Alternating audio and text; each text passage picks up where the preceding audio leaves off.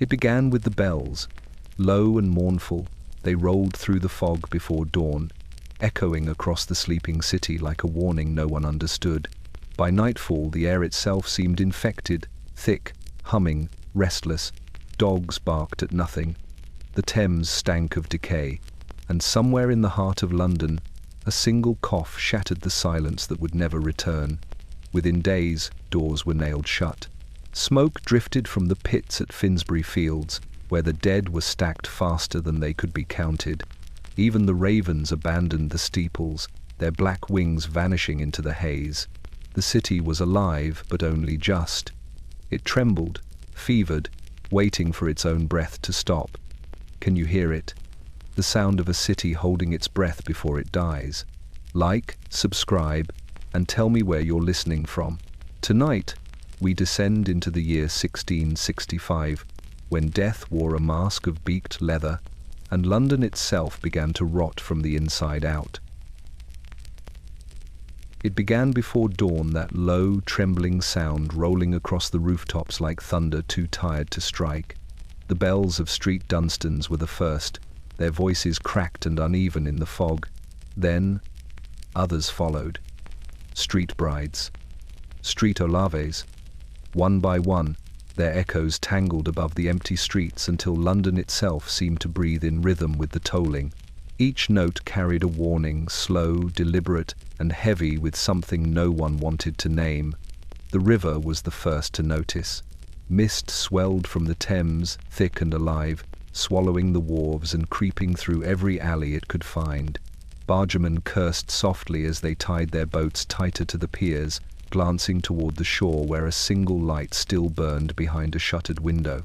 Somewhere in the distance, a horse whinnied high and frightened before the sound vanished into silence. By the time the sun tried to rise, its light could not break through the grey. In the narrow lanes of Whitechapel, the air was already different, heavy, close. The scent of bread had turned sour overnight. The markets, once loud with bartering voices, now stood half empty. A woman coughed behind a stall, covering her mouth with a rag, her eyes darting toward the church steeple, as if the sound alone might summon judgment. Around her, men whispered of ships that had docked upriver of cargo unloaded at night, of rats spilling from the holds like shadows with tails. But rumors travel faster than proof, and the city was too proud to believe in its own undoing. By mid-morning, the watch had begun marking doors. Small red crosses painted with trembling hands, each stroke of the brush felt like a curse.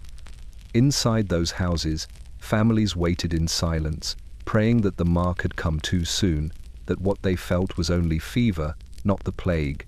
They prayed until their throats went dry, until the prayers themselves began to sound like coughing. In Westminster, the great bells tolled again. The sound rolled down Fleet Street, through Ludgate, and into the heart of the city, stirring crows from the rooftops. The birds took to the sky in a black swirling mass, a living omen above a dying place. Beneath them, the streets narrowed into tunnels of fear. Doors were bolted, windows sealed. The city began to divide itself, the healthy from the sick, the rich from the doomed. As daylight faded, a strange stillness took hold. The markets closed early, the taverns locked their doors. Even the rats grew cautious, their claws soft against the cobblestones as they searched for warmth. Somewhere deep within the fog, a child began to cry, the sound muffled by walls too thin to matter. The bells answered again, slower now, as though exhausted from the weight of so many names they could never speak aloud. That night, London exhaled for the last time as a living city. The wind off the river carried the smell of smoke, vinegar, and fear. From the highest steeple to the lowest cellar, the air trembled as if the city itself had caught the sickness and was beginning to understand what it meant to die. When morning came, there were no birds, only the bells, and they spoke of what everyone already knew, that the city had entered its long, fevered sleep, and the waking world would not find it again for a very long time. It began quietly, as all ruin does. A cough in the back of a crowded room, small enough to be ignored, soft enough to sound harmless. In the tenements along Ratcliffe Highway, a woman paused in her washing to listen, her hands still deep in grey water. The sound came again, then again. Each time it cut through the still air, sharp and human, like the creak of something beginning to break. The air in those narrow rooms was thick with smoke and sweat. Coal dust clung to everything, to the damp linens hung to dry, to the hair of sleeping children, to the breath itself. Outside, the street vendors had begun to shout again, pretending the bells from the night before had meant nothing. They sold apples, candles, salt, and soap, and no one noticed the silence between their voices, the strange hollowness that followed each call. By afternoon, the woman with the cough had stopped answering her door. The milk she left out turned sour in the Sunday. Neighbors whispered, but kept their distance. A man from the parish knocked once, twice, and when no one replied, he left a loaf of bread on the step and walked away without looking back. London had already begun to turn inward, every man guarding his breath as if it were gold. Down by the river, bargemen drank in uneasy silence. One spoke of a sailor taken ill the night before, black swellings on his neck, a fever that burned through the sheets. Another swore he had seen the same thing during the plague years of his grandfather's time. The others laughed to drown out the thought, but no one met his eyes. The laughter sounded brittle, like glass about to crack. That evening, smoke drifted low through the alleys. The air was warmer than usual, the wind carrying the stench of tallow and decay. A physician passed through Limehouse, wearing the strange bird-faced mask that children once mocked. Now they watched him from windows, silent and wide-eyed. He carried a staff tipped with iron, tapping the ground before each step as though the cobblestones themselves might betray him. Inside the mask, the doctor's breath rasped shallowly against the herbs stuffed in its beak, rosemary, mint, and rue, the smell of desperation disguised as medicine. By midnight, more doors were nailed shut. The red crosses were still wet, bleeding down the wood like wounds. From inside, faint voices murmured prayers that grew weaker by the hour. A cat howled in the alley, sensing what its masters could not. When dawn came again, the bells were silent. For a moment, the city seemed to hold its breath, waiting to see if the coughing would stop, if the fever would fade. But the silence did not bring peace. It was the silence of something vast and invisible, spreading through the air one breath at a time. And somewhere, behind a locked door on Ratcliffe Highway, the woman who had coughed first lay still, her window cracked open to let out the sickness that would not stay contained. London had begun to die, not with fire or thunder, but with a whisper that no one dared to answer. By the third morning, the river had grown restless. The Thames no longer shimmered, but festered a thick, grey ribbon, carrying secrets downstream. Its breath rose in coils of mist that slid between the arches of London Bridge and gathered beneath the docks like ghosts too heavy to rise. The bargemen, who once sang as they worked, had fallen silent. They watched the water as if it might speak, as if it already knew who would be next. The ships were the first to change. Their masts creaked against the sky, ropes fraying in the damp, sails hanging like shrouds.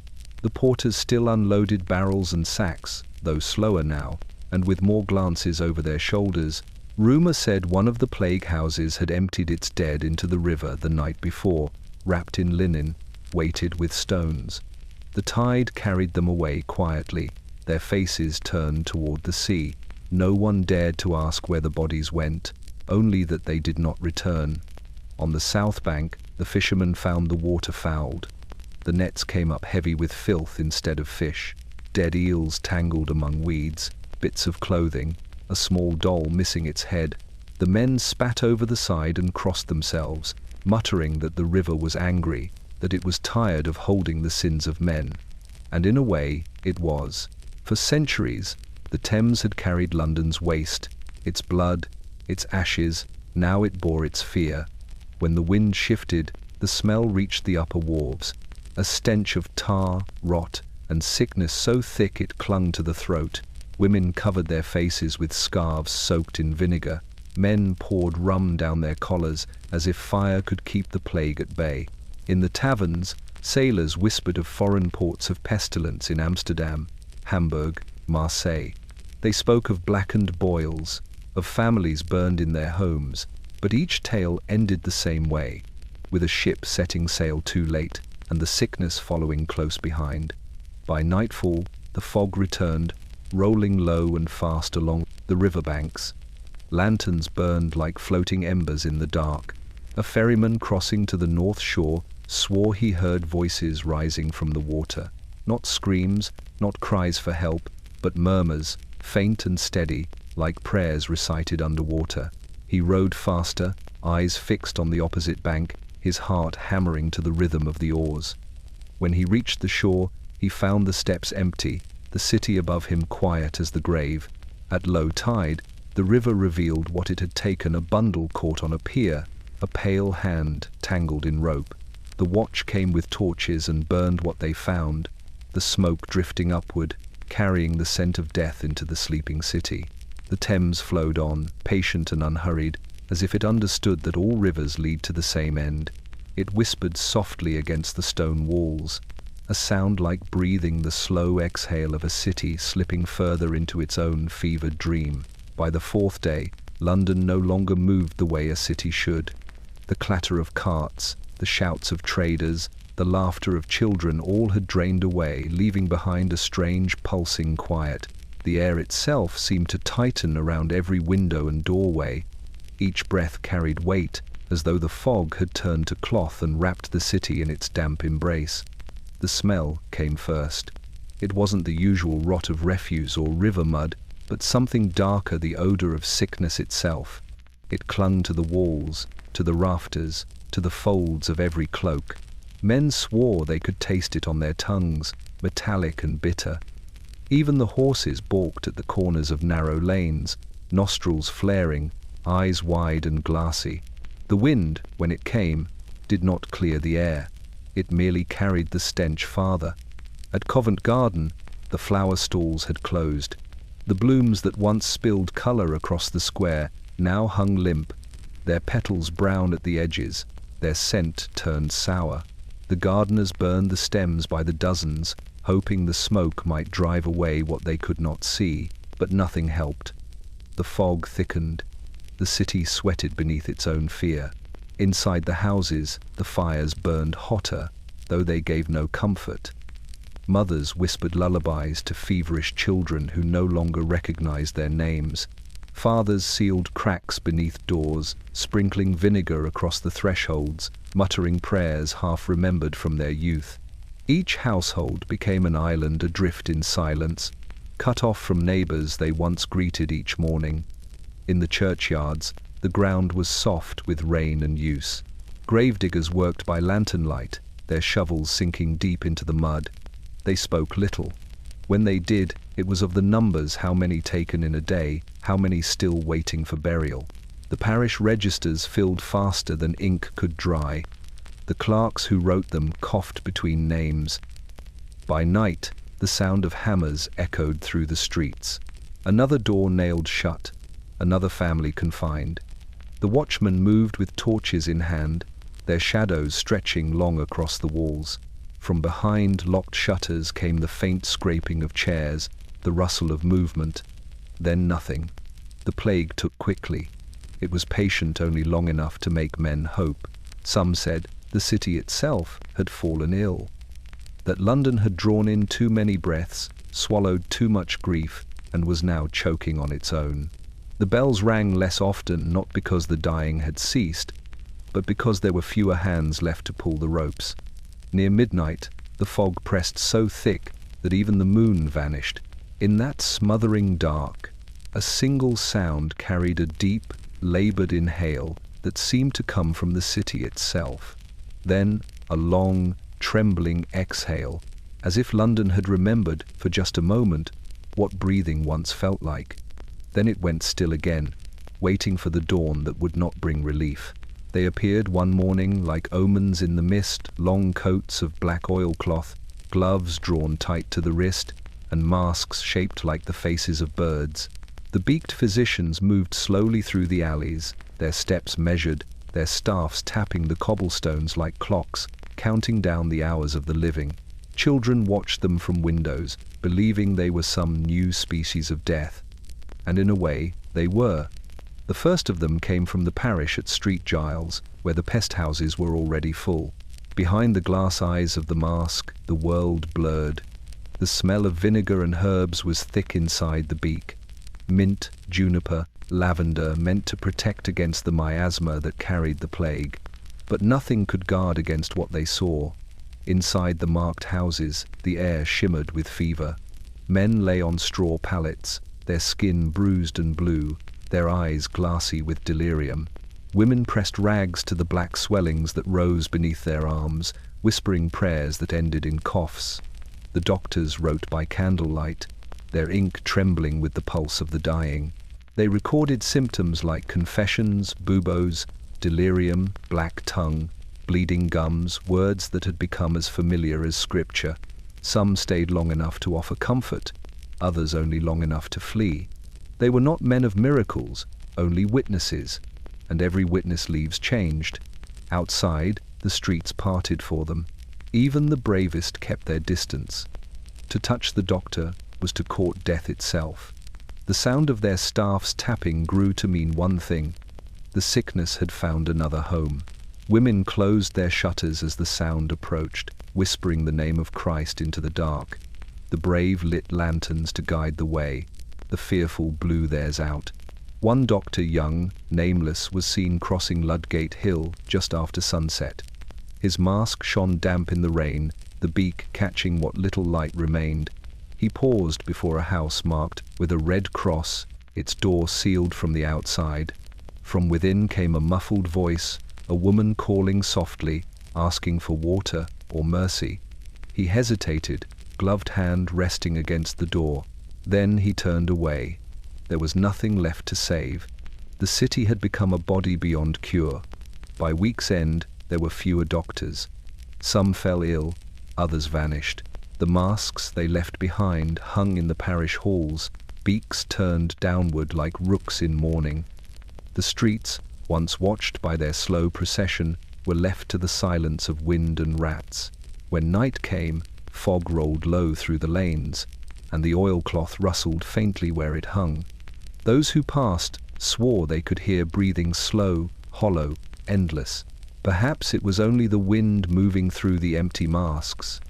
Or perhaps the doctors were still there, tending to a city that would not live, but refused to die. By the sixth day, the ground could take no more. The churchyards were swollen, their soil raised and restless underfoot. In Finsbury Fields, where children once flew kites and lovers met beneath the hedgerows, the first great pits were dug.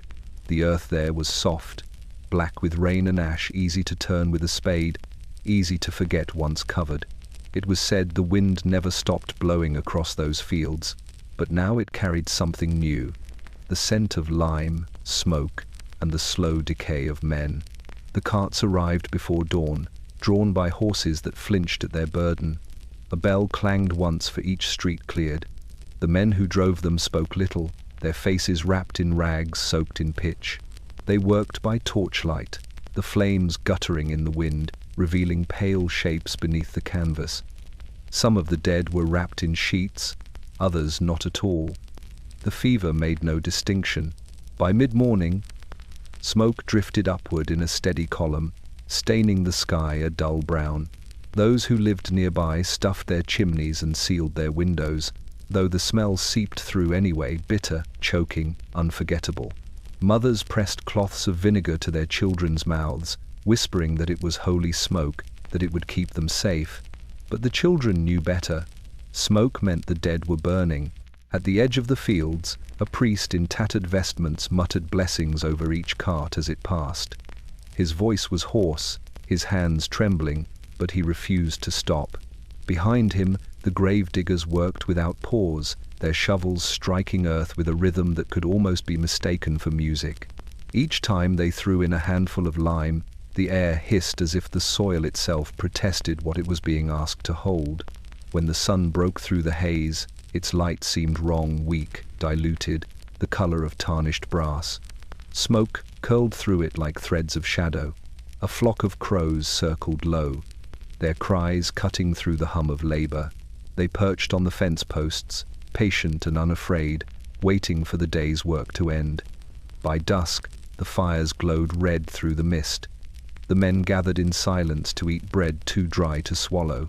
No one looked at the flames. One by one, they drifted back toward the city, leaving the pits to smolder beneath the night sky. The smoke followed them home, curling into their hair, their clothes, their dreams.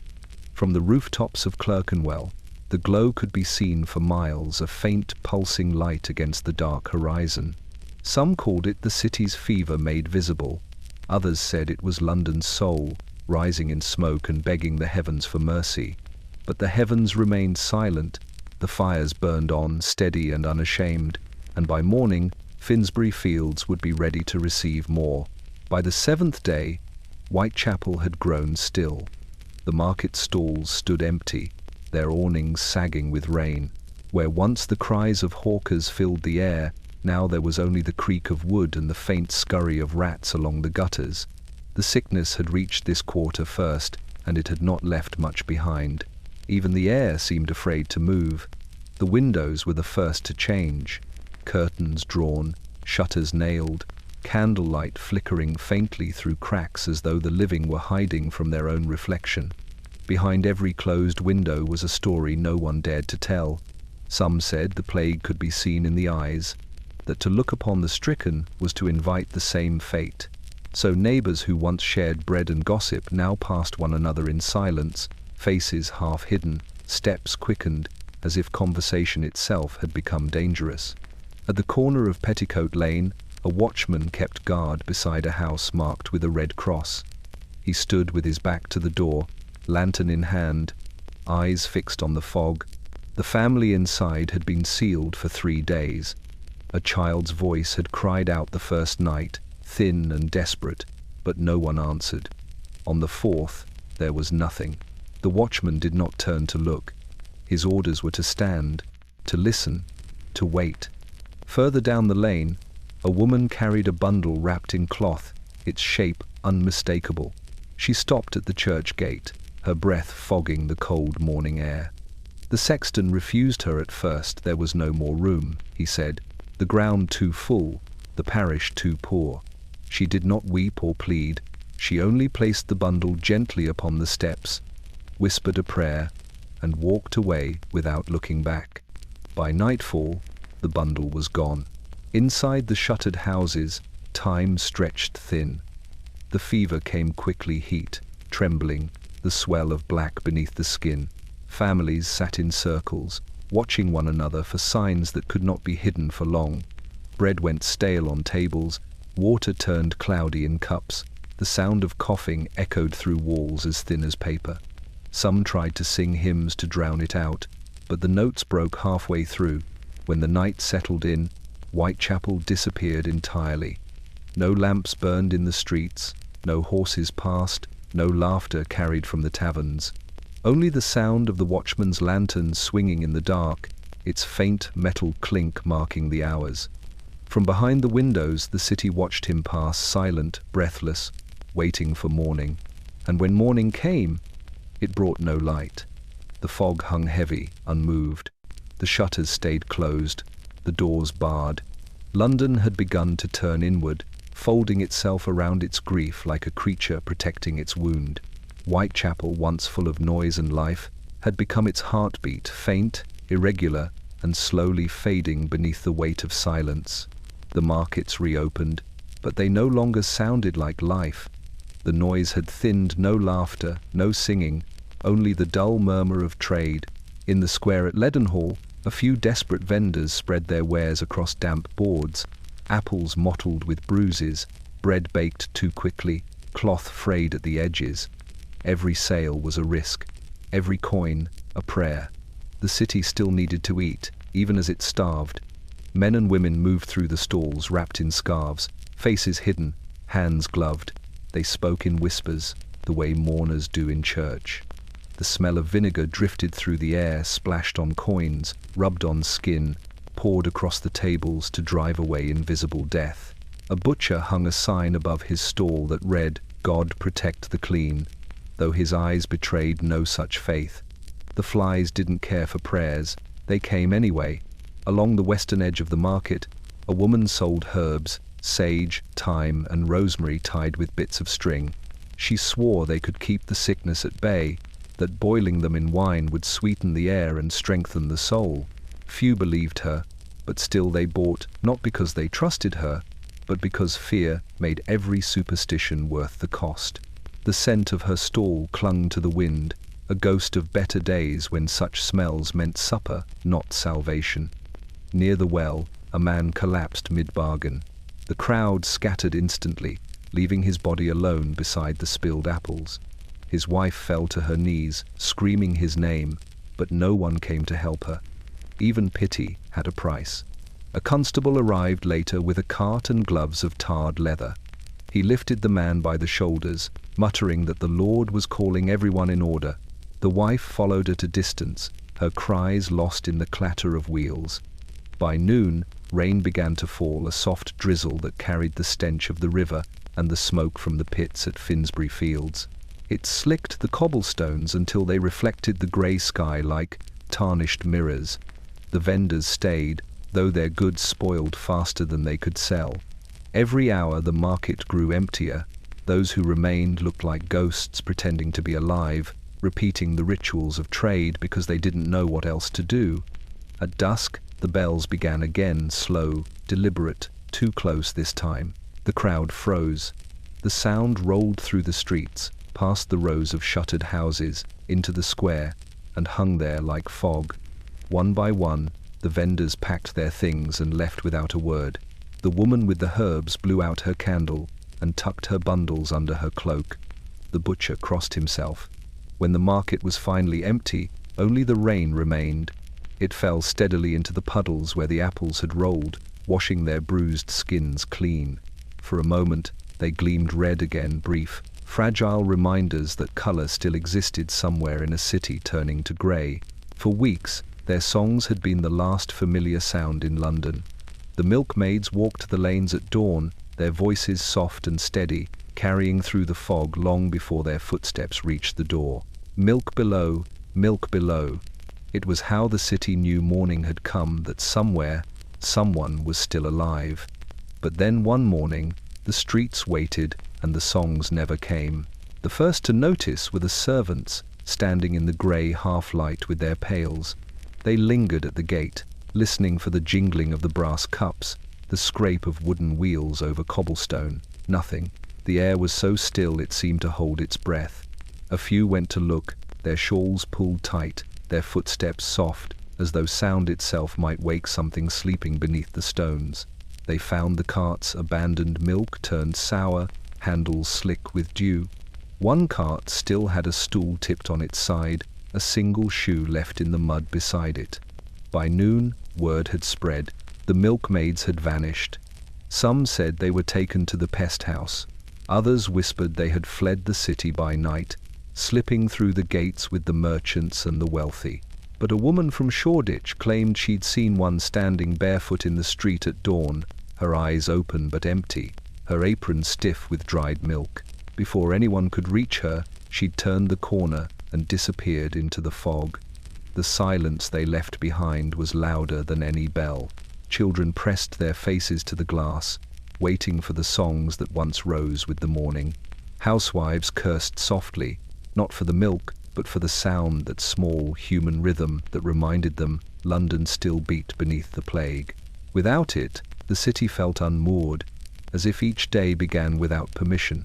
The dairies on Bishopsgate stood quiet now, their doors locked, their yards still. Flies gathered where cream had spilled, and the smell of it turned sharp, souring the air. The cows lowed from the fields, beyond, their voices carrying over the rooftops, deep, mournful, unanswered. That evening, as dusk crept over the city, the watchmen walked their rounds slower than usual.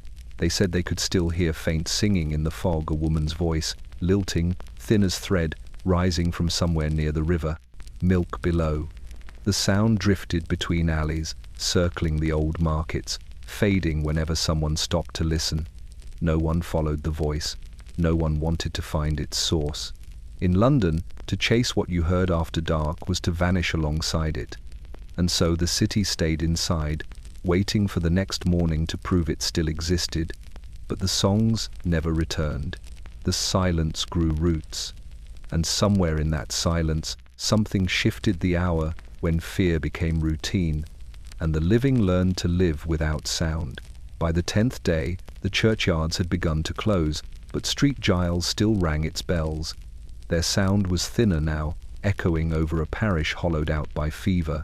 The square before the church was deserted, save for the crows perched along the fence, black against the pale morning mist. Inside, the pews sat half empty or half full, depending on how one measured faith. The priest stood at the pulpit, his voice trembling through the cold, and for a moment it seemed the very stones were listening. He was an old man, worn by years of funerals and famine, but never had he seen a congregation like this.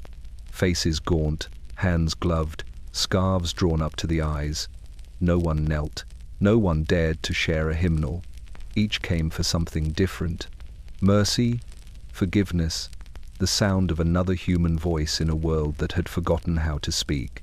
The incense mixed with the smell of vinegar and sweat, turning the air thick enough to taste. He began his sermon quietly. There was no talk of punishment or plague, only the parable of a city tested by fire and spared through grace. His words drifted through the nave, carried on the chill draught that seeped beneath the door. "The Lord does not abandon the faithful," he said, though his voice wavered at the word faithful. Someone coughed in the back once, then twice, and every head turned. The sound lingered, a tremor in the silence. The priest swallowed, steadied his hands on the Bible. His fingers left damp marks on the pages. Outside, the wind pressed against the stained glass, bending the light into shifting patterns of red and gold that danced across the walls like fire. For a heartbeat, the church seemed alive, breathing, glowing until the clouds returned and the color drained away. Halfway through the sermon, a woman fainted. 2 men rushed forward, but the priest lifted a trembling hand and told them to stay back. The woman's head rolled to one side, her lips moving faintly, her breath shallow.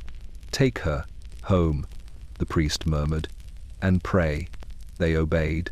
The pew where she had sat remained empty, the candle beside it guttering in the draught.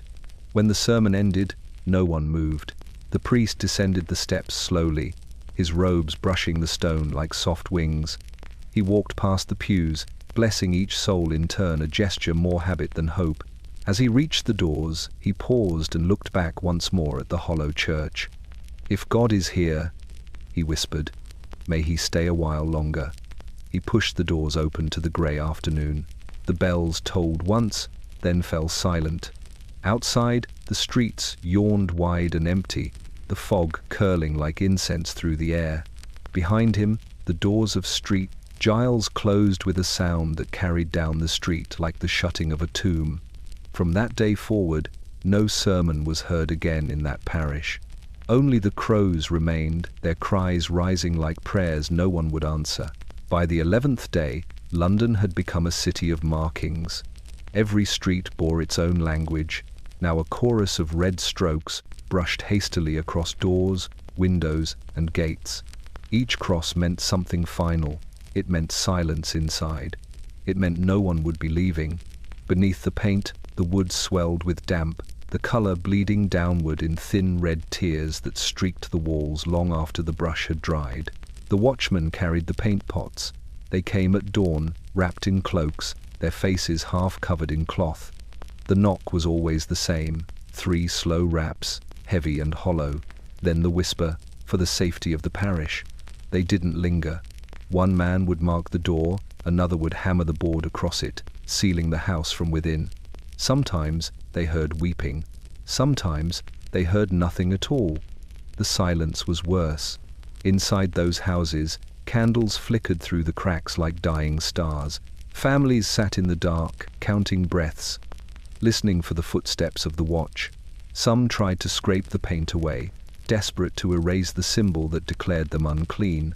But it always returned. The mark was remade the next morning, deeper, thicker, until the message could not be mistaken.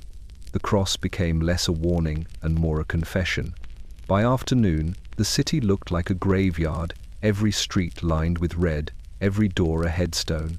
The few who still walked the roads kept to the center, their steps echoing too loudly. At the crossroads, carts passed bearing goods for those still able to pay. The drivers turned their eyes from the houses, pretending not to see the fingers that sometimes reached through the cracks, pale and trembling, begging for food or mercy. They threw bread when no one was watching, not out of kindness, but superstition, as though charity might fool the plague into sparing them. The churches began keeping records by the markings. Street Olaves counted 60 doors by week's end, street sepulchres nearly 100. The clerks inked each address in black, but the ink bled through the pages until all the names ran together. It was said that even the rats avoided the marked streets. At dusk, the watchmen returned with torches. The red crosses gleamed under the firelight, each one glistening like a wound that would never heal. The men did not look back as they walked, though they sometimes heard voices calling after them, muffled, pleading, already fading. When the bells tolled, their sound was swallowed by the wind. From above, the rooftops glimmered faintly in the mist, and the lines of crosses stretched outward like veins, a living map of infection drawn in the city's own blood. By nightfall, even the moon refused to shine on London. Clouds pressed low over the chimneys, and the fog turned the air to grey glass. Those who dared to look outside said the crosses seemed to glow faintly in the dark, as if the city itself had begun to pray for forgiveness. The Thames no longer sang beneath London Bridge. Its waters moved slow and thick, carrying a heaviness that silenced even the gulls. The tide slapped weakly at the stone arches, dragging scraps of straw, broken barrels, and things that no one cared to name. On nights when the wind died, the river's surface shone like black glass, reflecting the faint glimmer of lanterns hung by those still brave or desperate enough to cross. Beneath the bridge, the silence had a sound of its own. Drips of water echoed through the tunnels, merging with the faint scrape of rope against wood. The ferrymen had stopped singing weeks ago. Once they'd ferried passengers with jokes and half-told tales, their laughter bouncing off the arches. Now they rowed wordlessly, eyes fixed on the rippling dark, hands wrapped in cloth to hide the sores that had begun to bloom across their skin. A few figures still lingered under the bridge at dawn, beggars, thieves, and mothers with infants too weak to cry. The watch avoided this place. It was beyond their duty, and too close to death. The air was heavy with river mist and something older, the scent of rot mingling with tallow smoke from the nearby pits. Rats scurried along the stones, their bodies slick with dew. Even they seemed restless, darting into cracks as though chased by something unseen. One morning, a ferryman found a body snagged against his oar, a young man in fine clothes, his face hidden by a silk mask that had come loose in the current. The ferryman stared for a long time before pushing the corpse gently back into the flow.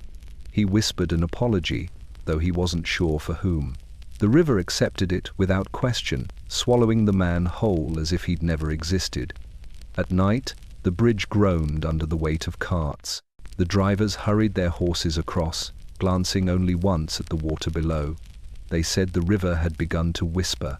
Some swore they heard names, voices of the drowned calling softly from beneath the arches. Others claimed it was only the wind through the cracks, but the sound was too rhythmic, too human. The priest said the souls of the unburied wandered there, waiting for the ground to make room. One evening, as the fog rolled in thicker than ever before, a watchman stationed on the bridge vanished. His lantern was found still burning, swinging from a hook by its handle. No splash had been heard, no cry for help, only silence. The next morning, another watchman refused to take his place. "The river's keeping count," he said, and crossed himself. By then, no one lingered near the arches after sunset. The ferries tied themselves off at dusk, their ropes drawn tight, their hulls creaking softly in the dark. The water below moved like breath, slow and shallow, as though the city itself were trying not to wake whatever slept beneath it. and when the wind passed through the hollow spans of the bridge, it carried a sound that might have been sighing or prayer or the whisper of something that remembered every name the river had taken. By the 13th night, the only movement left in the streets came from the watchmen. They walked in pairs, cloaked in heavy wool that reeked of pitch and smoke, their boots scraping against cobblestone slick with rain. Each carried a pole torch and a small brass lantern. The glass clouded with soot. The light flickered as they passed, sliding over boarded doors and shuttered windows, glinting faintly on the nails that sealed the living from the dead. Their duty was simple, though none envied it, to mark the infected, to guard the confined, to keep order where there was none. But order had become a memory. They moved through the city like shadows tasked with counting ghosts. One would strike the bell at the corner of each parish to mark the hour, while the other kept his eyes on the windows above, watching for any flicker of movement, any sign of defiance. In the alleys, the smell of vinegar and smoke was thick. The men carried small bags of herbs tied to their belts, charms meant to ward off the pestilence. One had stitched his mask with a tiny silver cross. Another wore his wife's rosary wound twice around his wrist. It made no difference. Each night, one or two failed to return. Their absence was never spoken of. A new pair would take their place by dawn. Sometimes the watchman heard sounds from behind the sealed doors, a soft cough, a whispered prayer, the faint creak of a bed. Once, a voice called out, pleading for water. The man closest to the door froze, his torchlight trembling against the wood. He wanted to answer, to pass the cup he carried at his belt, but his partner caught his sleeve. "Not your place," the older man whispered. "Not tonight." And so they moved on, their light sliding away down the street like the last breath leaving a dying room. At the parish of Street, Brides, a lantern slipped from a watchman's hand and shattered on the stones. The flames sputtered, then went out. For a moment, the darkness was complete, the kind of dark that made men remember how small they truly were. Then, faintly, other lanterns appeared farther down the road, swinging gently, weaving through the fog like will-o'-the-wisps. The men quickened their pace to join them, the sound of their boots echoing between the walls. When the night deepened, and even the bells had grown tired, the watchmen gathered at the crossing where 4 streets met. They stood close, sharing warmth, their faces hollow in the lamplight. "It's quiet tonight," one murmured. "Too quiet," another replied. None dared look toward the grave pits glowing faintly in the distance. Before dawn, they turned home if home still meant anything. Behind them, the lanterns swayed on their hooks, faint halos in the mist. The city slept beneath its weight of silence, the red crosses glimmering like embers in the dark. And when the sun finally rose, pale and cold, its light found the watchman's footprints fading into nothing, as though they had never walked there at all. It stood alone at the edge of the city, a grey shape against the pale horizon, the pest house of Windmill Hill. Once, a quiet almshouse for the poor, it had become London's last refuge for the dying. The road leading to it was empty, but for a few wheelbarrows left tipped on their sides, their handles dark with use. No one approached willingly. To go there was to vanish, body and name alike. The building itself sagged with age. Its timbers creaked in the wind, the shutters hanging crooked on rusted hinges. The front door was always open, though few crossed it by choice. Inside, the air was heavy with the scent of vinegar, smoke, and despair. Rows of cots lined the walls, each draped in thin linen. The moans came in waves, low, uneven, a human tide that never quite ebbed. Nurses moved like ghosts between the beds, faces wrapped in cloth, hands raw from scrubbing. They carried buckets of lime and basins of water blackened by soot. Some whispered prayers as they worked. Others had stopped praying long ago. A boy barely grown stood by the doorway holding a pail of ash. His job was to cover the bodies. He never spoke, only nodded when called. The bucket never left his hands. Each hour, a cart arrived from the city, wheels creaking under the weight of its load. The driver would stop short of the door, shout a warning, and leave.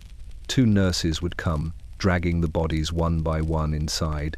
They no longer checked for breath, the fever burned too fast for doubt. Those still alive were given broth and wine, or sometimes nothing at all. Death had become the house's only constant. At night, the wind from the hill pressed against the walls, rattling the shutters until it seemed the whole building might rise and walk away.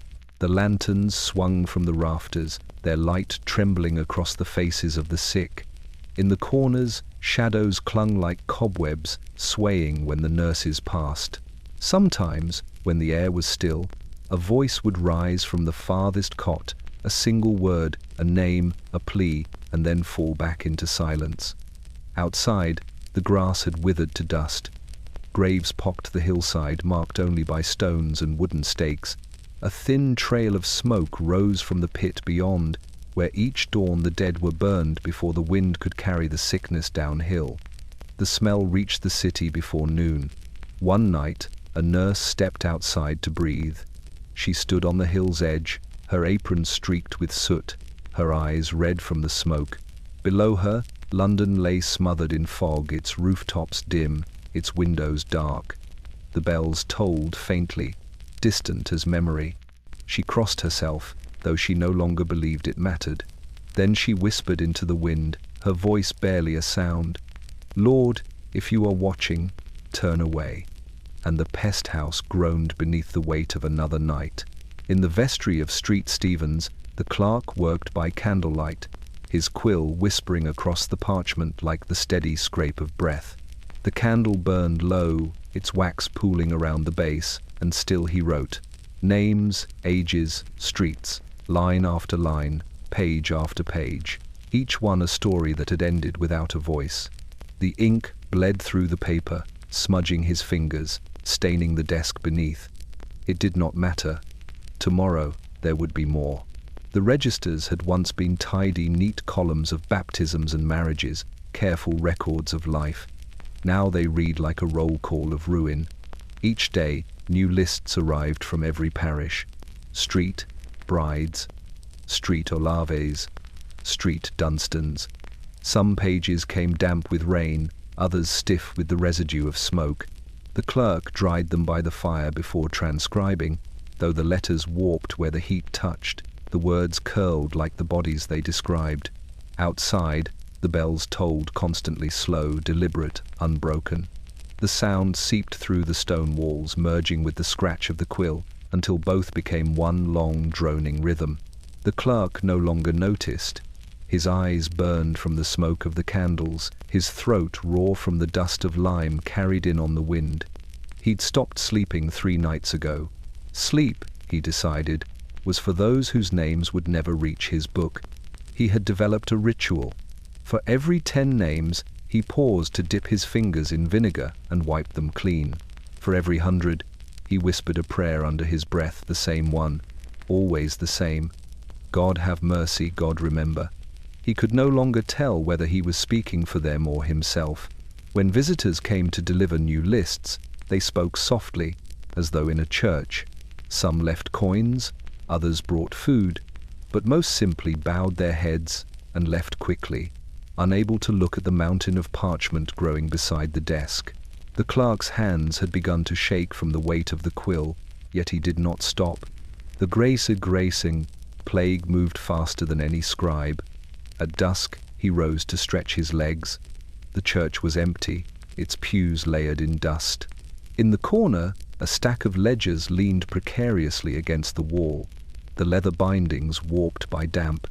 He ran his hand across them, counting 12 volumes since May, each filled to the edge. The weight of it was staggering. So many lives reduced to ink and paper, all bound in silence. Through the high window, he could see the glow of the fires from Finsbury Fields staining the horizon red. The smell of burning drifted in faintly, mingled with the sweetness of candle wax. He sat again, dipped his pen, and turned to a new page. The quill trembled once before it touched the parchment. Thomas Ayres, age 9, Whitechapel. Anne Whitlow, age 37, Holborn. John Price, age 22, Westminster. His voice faltered on the last name, but the ink did not. Outside, the bells began again. Inside, The clerk kept writing as if by recording the dead, he might hold the city together for one more night. In a narrow lane behind the market at Smithfield, a boy once ran errands for a butcher, strong little thing, no more than 12, with hands already rough from work and the smell of raw meat clinging to his clothes. He was fast, fearless, and known to whistle as he carried parcels through the morning crowds. But one afternoon, the whistling stopped. The butcher had sent him to deliver a sack of bones to the tallow maker at Holborn, a task he'd done 100 times. The streets were quiet then, quieter than usual. The markets had thinned, the cries of traders replaced by the creak of distant wheels and the tolling of the church bells that now seemed to ring for everyone. He passed a line of houses marked with red crosses, his steps quickening as the air grew foul with the smell of vinegar and smoke. He was seen once more, just past noon, by a washerwoman drawing water from a public pump. She said he stopped to help her lift the bucket, smiled, and wiped his hands on his apron before turning down an alley toward the river. That was the last anyone saw of him. When the boy did not return by dusk, the butcher lit a lamp and walked the length of the market, calling his name. "Tom, Tom, lad, where have you gone?" His voice echoed through the stalls, unanswered. He knocked at every door, asked the watchman, even bribed a ferryman to search the shallows near the wharf. Nothing. By morning, the butcher left a loaf and a candle on the boy's workbench, muttering that if Tom had run off, he'd find his way back soon enough. But deep down, he knew better. 2 nights later, the wind turned, carrying the stench from the plague pits northward. It settled over the market like a curse. The butcher worked by lantern light, chopping what meat he had left, but his hands trembled. Every sound beyond the shutters made him start the cry of a cat, the scrape of a cartwheel, the faint tapping of rain against the windows. When he finally blew out the lamp, the darkness felt thick, close, full of something waiting. At dawn, the watch found a small bundle at the edge of the lane, a bloodied apron, folded neatly beside a wooden-handled knife. No one claimed it. The butcher didn't speak for a week. When he finally opened his stall again, he hung a sprig of rosemary over the door and never sent another errand boy. The neighbors said the market changed after that. The air grew colder, quieter. Some nights, when the fog crept low, they swore they could hear faint whistling between the stalls, a boy's tune, bright and brief, carried on the wind before fading into the sound of the bells. No one followed it. No one ever looked down the alley. London had learned by then that every sound in the dark came from something it could not save. By the 17th week, hunger had joined the plague. What sickness did not take, starvation began to claim. The bakeries were among the last shops to stay open, small, red-fronted buildings with windows fogged by the heat of their ovens. People queued before dawn, their faces hollow, eyes fixed on the door as if salvation might be needed from flour. The air smelled faintly of smoke and yeast, but even that sweetness carried dread. Bread had become the measure of who would live another day. The rules changed often. Some bakers rationed loaves by street, others by parish. The constables patrolled with ledgers in hand, counting families, noting the dead.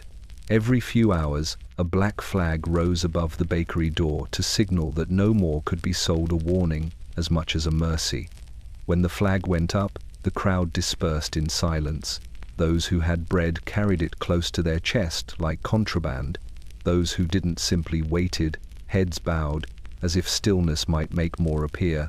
Flour grew scarce. Barges that once carried grain up the Thames now brought bodies to the pits. The mills fell quiet.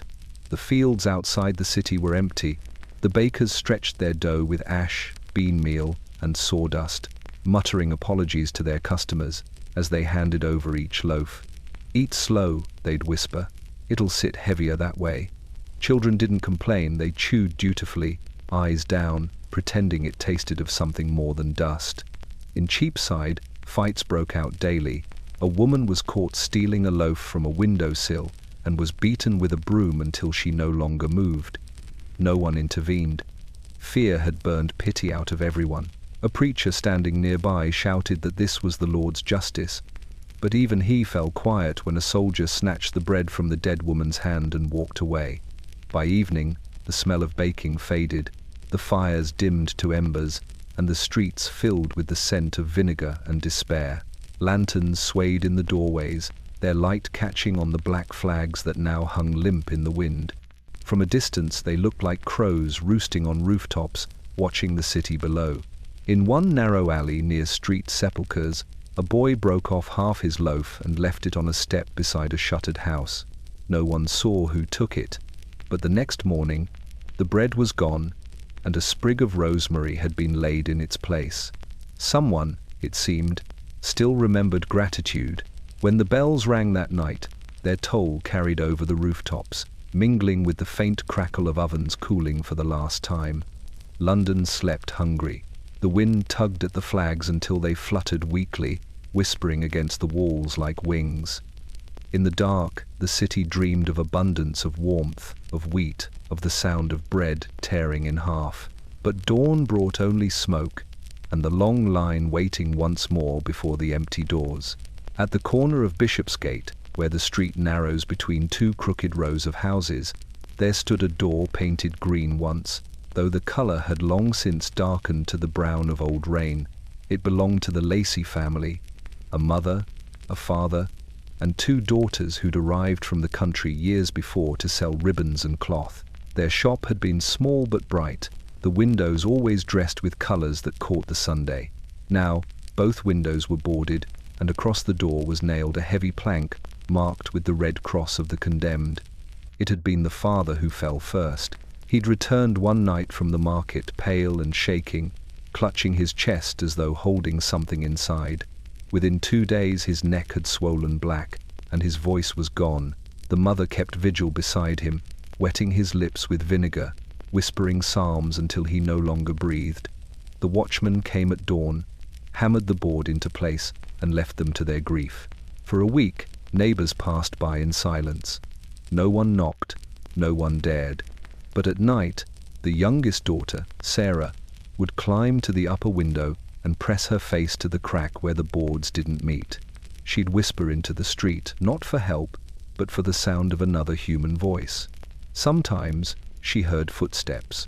Once, she heard a child humming a lullaby somewhere down the lane, faint and sweet. But the moment she answered, the sound stopped. Inside, the air grew thick. The older daughter, Anne, tended to their mother, who now coughed without pause. The smell of vinegar, sweat, and fever filled the rooms. Their candles burned low. They rationed the wax carefully, afraid of darkness more than death. By the 5th night, Anne's hands shook too much to light a new one. The next morning, a watchman passing on his rounds heard a noise from inside, a low, rhythmic scraping. He leaned closer, listening. Then silence. He thought of unbarring the door, but his orders were clear. Instead, he hung a note on a nail outside. No entry. Boarded 8 June. Lacey household. 4 souls.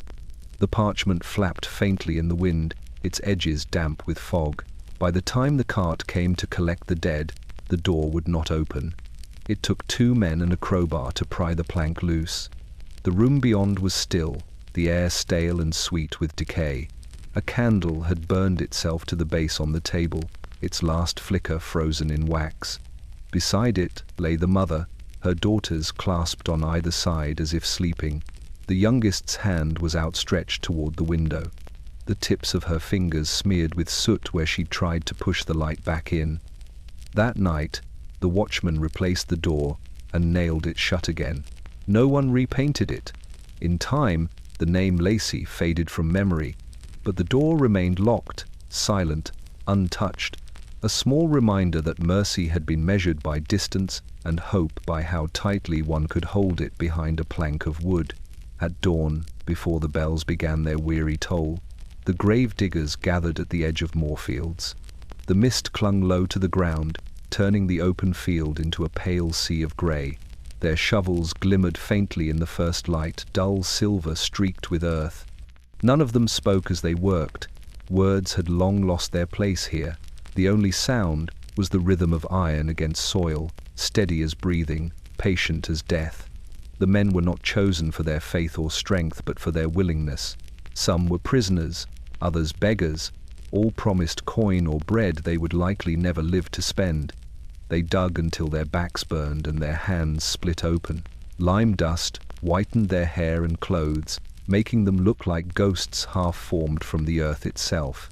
When the wind blew, it carried the dry, acrid scent of lime mixed with something sweeter, something no one dared to name. By mid-morning, the carts began to arrive.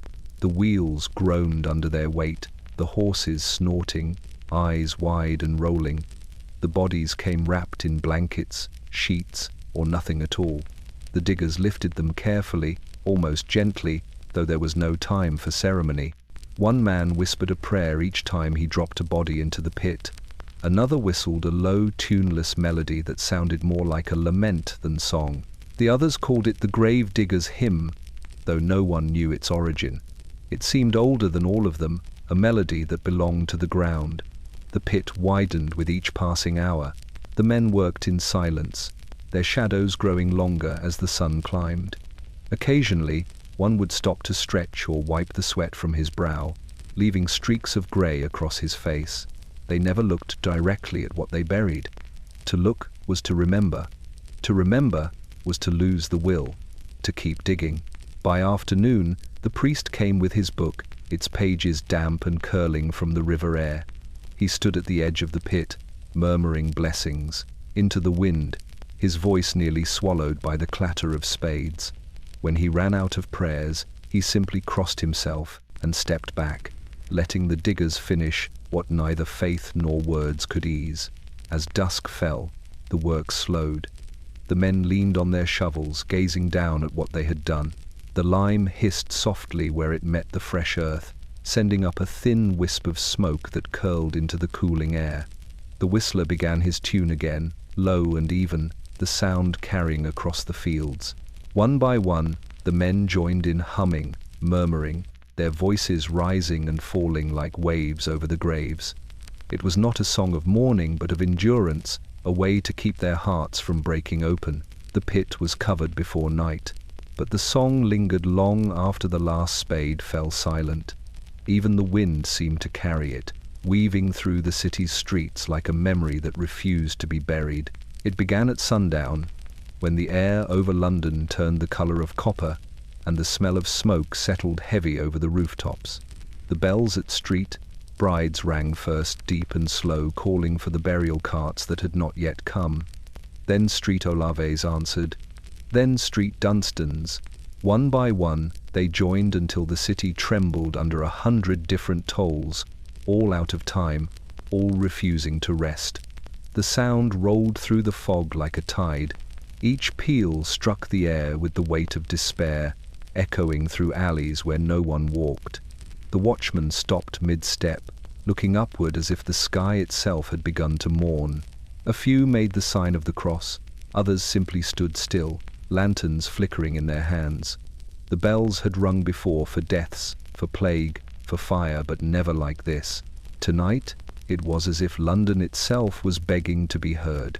Inside the houses, people covered their ears with cloth and whispered prayers between sobs. Mothers rocked their children, trying to convince them it was thunder, though there was no storm.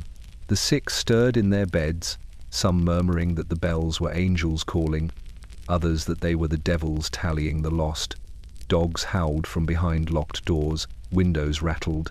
The sound filled every hollow, every crevice, until even the silence beneath the ground seemed to hum with it. At the Tower of Street Sepulchres, the bell ringer had long since collapsed. His hands were blistered raw, his eyes glazed from exhaustion. Still the ropes moved swinging on their own, as if pulled by invisible hands.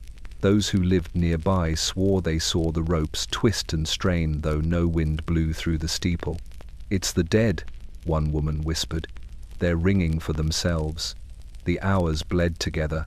No one could say when midnight came. The sound blurred into a single, endless note, vibrating through the bones. Men in the streets pressed their palms against the church doors, pleading for the noise to stop. But the towers kept singing their requiem. The bells called and called for the children, for the mothers, for the city that no longer slept. Near dawn, something shifted. One by one, the towers fell silent, their final echoes drifting down like ash. The last to ring was Street Bride's. Its great bronze voice cracked mid-strike, the metal splitting, the tone breaking into a shriek that faded into nothing. The city stood still. Smoke rose from Finsbury Fields, and in the distance, the faintest sound of shovels began again, steady, familiar, almost comforting after so much noise. When the sun finally broke the horizon, the streets were washed in dull gold. London looked unchanged, yet every ear rang with the memory of the night the bells would not stop. The city had heard itself mourn, and in the silence that followed, even the living moved as though they too had been buried. The physicians called for smoke. If the air carried death, then perhaps fire could cleanse it. And so, London burned not in walls or roofs or timber beams, but in hearths and braziers, in buckets and iron pans that lined the streets. It was a strange kind of fire, one that gave no comfort, no warmth, only the illusion of control. The city glowed faintly beneath its own haze, the air thick with the bite of vinegar and ash. From dawn until dusk, men fed the flames. They burned rosemary, juniper, wormwood, tar, and sulfur, anything that promised to drive the miasma from their lungs. Smoke curled through the lanes like grey serpents, clinging to doorways and windowsills, staining faces until everyone looked half ghost. Children were told to wave burning rags through the air to cut the plague in two. They coughed as they laughed, their small hands blackened with soot. In Cheapside, the alderman ordered fires lit at every crossing. The piles of timber rose taller than a man, each one crowned with branches of pine. The flames roared up and then sank, leaving trails of oily smoke that spread through the city like a second fog. For a time, people said it helped. The smell of decay dulled, the air seemed thicker, heavier. Hope returned, brittle and strange, like glass. But as the hours passed, the smoke turned bitter. It coated the tongue, filled the lungs, and settled on every surface like dust. Birds fell from the sky, wings blackened with soot. The river darkened, reflecting the glow of thousands of small fires burning along its edge. From the towers, the priests blessed the smoke as if it were holy. From the windows, people coughed blood into handkerchiefs. The fire cured nothing, but no one dared to stop. A man in Bishopsgate burned his furniture. A woman near Fleet Street fed her wedding gown into the hearth. Better the smoke than the sickness, she said, though her eyes watered so fiercely she could not see. The smell of burnt cloth, pine and flesh mingled in the wind until the city itself seemed to smoulder. At night, London flickered. The glow of the fires shimmered across the fog, turning the streets to gold and shadow. From the hilltops, it looked like a city alive with celebration, a festival of light. But beneath the brightness, there was only exhaustion figures kneeling beside the flames, faces hollow, staring into the embers as if the answers might be written there. When dawn came, the wind changed. It swept through the lanes, scattering the ashes, revealing what the night had hidden. A city still coughing, still sick, only now veiled in grey. The fires burned out one by one, leaving behind circles of char and silence. And for the first time in days, London felt the cold again. The experiment had ended. The air was no cleaner. The plague, indifferent, breathed in with the smoke and stayed. By midsummer, the plague had reached the docks in full. The air above the Thames hung heavy and sour, thick with the stench of tar, rot, and the faint sweetness of decay. The sailors who had once sung shanties as they unloaded grain now moved in silence, their faces wrapped in cloth. Downriver, beyond the city's edge, a new kind of harbour had formed a graveyard that floated. The quarantine ships lay anchored in the shallows, their hulls blackened by salt and smoke. They were supposed to be a measure of safety, a place for the sick to die away from the healthy. But the line between mercy and exile blurred quickly. Once a ship was marked, it never came back to port. Red flags hung from the masts, fluttering weakly in the wind, and the water around them grew still, as though the river itself was holding its breath. Each evening, smaller boats rowed out from the banks, carrying food, vinegar, and prayers shouted from a distance. No one dared climb aboard. The sailors who remained on deck moved slowly, some too weak to stand. They waved, not for help, but acknowledgement, a reminder that they still existed. At night, the lamps of the ships flickered across the water like ghostly stars. Their reflections trembled and broke apart each time the current shifted, as if even the river wished to forget them. From the shore, people gathered to watch. Mothers who had sent their sons to sea, merchants who had lost their crews, children too young to understand what the flags meant. They stood in silence, squinting through the fog, listening to the faint sound of coughing carried by the wind. Some claimed they could hear voices calling their names across the water. Others swore they saw lanterns moving on ships long empty. The dead were thrown overboard at dawn, weighted with stones. Their bodies slipped beneath the current and vanished. By midday, the tide brought them back. The river carried them to the banks of Wapping and Limehouse, washing them ashore among driftwood and rope. The watchmen came with hooks and carts, dragging them away before the sun could climb too high. The fishermen stopped casting nets after that. At sunset, the fog grew dense enough to hide the ships entirely. Their outlines blurred into the horizon until it was impossible to tell where river ended and sky began. Only the smell remained brine. Sickness, smoke, and sorrow.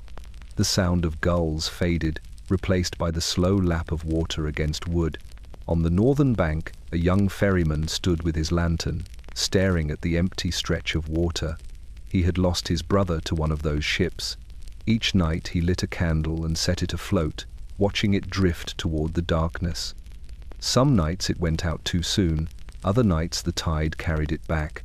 But still he lit another, because in a city where even the living were confined, the only thing left that could move freely was the light. Long after the streets fell silent, there was still movement, soft, quick, persistent. It began in the corners of houses, beneath the warped floorboards, behind the bread ovens that had gone cold. The rats had never feared London, not its people nor its sickness. They thrived in it. While men buried their dead by torchlight, the rats followed behind, small and grey and patient, feeding on what the city could not hide. At first, they were hardly noticed. A faint scratching in the night, a flash of fur at the edge of a candle's glow. But as the weeks stretched on and the living thinned, the sound grew bolder. Doors once sealed against infection now rattled with unseen life. In houses where families had died, they nested in drawers, in cupboards, in the beds where fever had burned the hardest. The smell of them mingled with that of vinegar and smoke, a sour perfume that clung to the air even after the windows were thrown open. At the pest house on Windmill Hill, the nurses learned to listen for the noise. A scratching underfoot meant another corpse was ready to be carried out. They struck the floors with brooms to scatter the rats, but the creatures always returned. Their red eyes gleamed from the cracks in the boards, watching, waiting, unbothered by the holy water sprinkled in haste. Even the dying could hear them. The faint rustle of claws in the dark, a reminder that someone would still come for what they left behind. In Cheapside, a merchant returned to his shuttered home weeks after fleeing the city. The door creaked open, and a silence deeper than death met him. The air was stale, the floor dusted with soot. Then, from the parlor, came the sound of something shifting, a soft, wet gnawing. When he struck a match, the light caught movement on the table. A loaf half-eaten, a dozen small bodies frozen in the sudden brightness.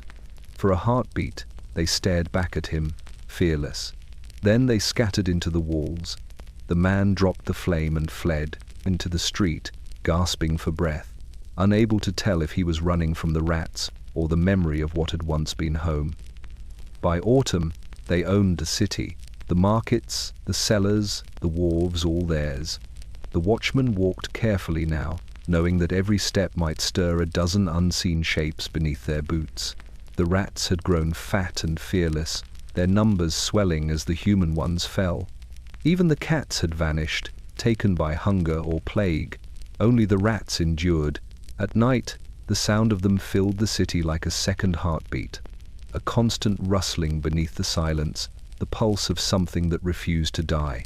And when the bells stopped tolling, and the air stood still, that faint, ceaseless scratching became the only proof that London was still alive at all. By autumn, the ink began to dry in its bottles. The postmasters were gone, the couriers fled or buried, yet still the people wrote. They wrote by candlelight and fever glow, by trembling hands that had already lost their strength. They wrote because silence was worse. In houses sealed by the Red Cross, paper became confession. Some wrote to husbands stationed abroad, to sons in the navy, to mothers in the countryside.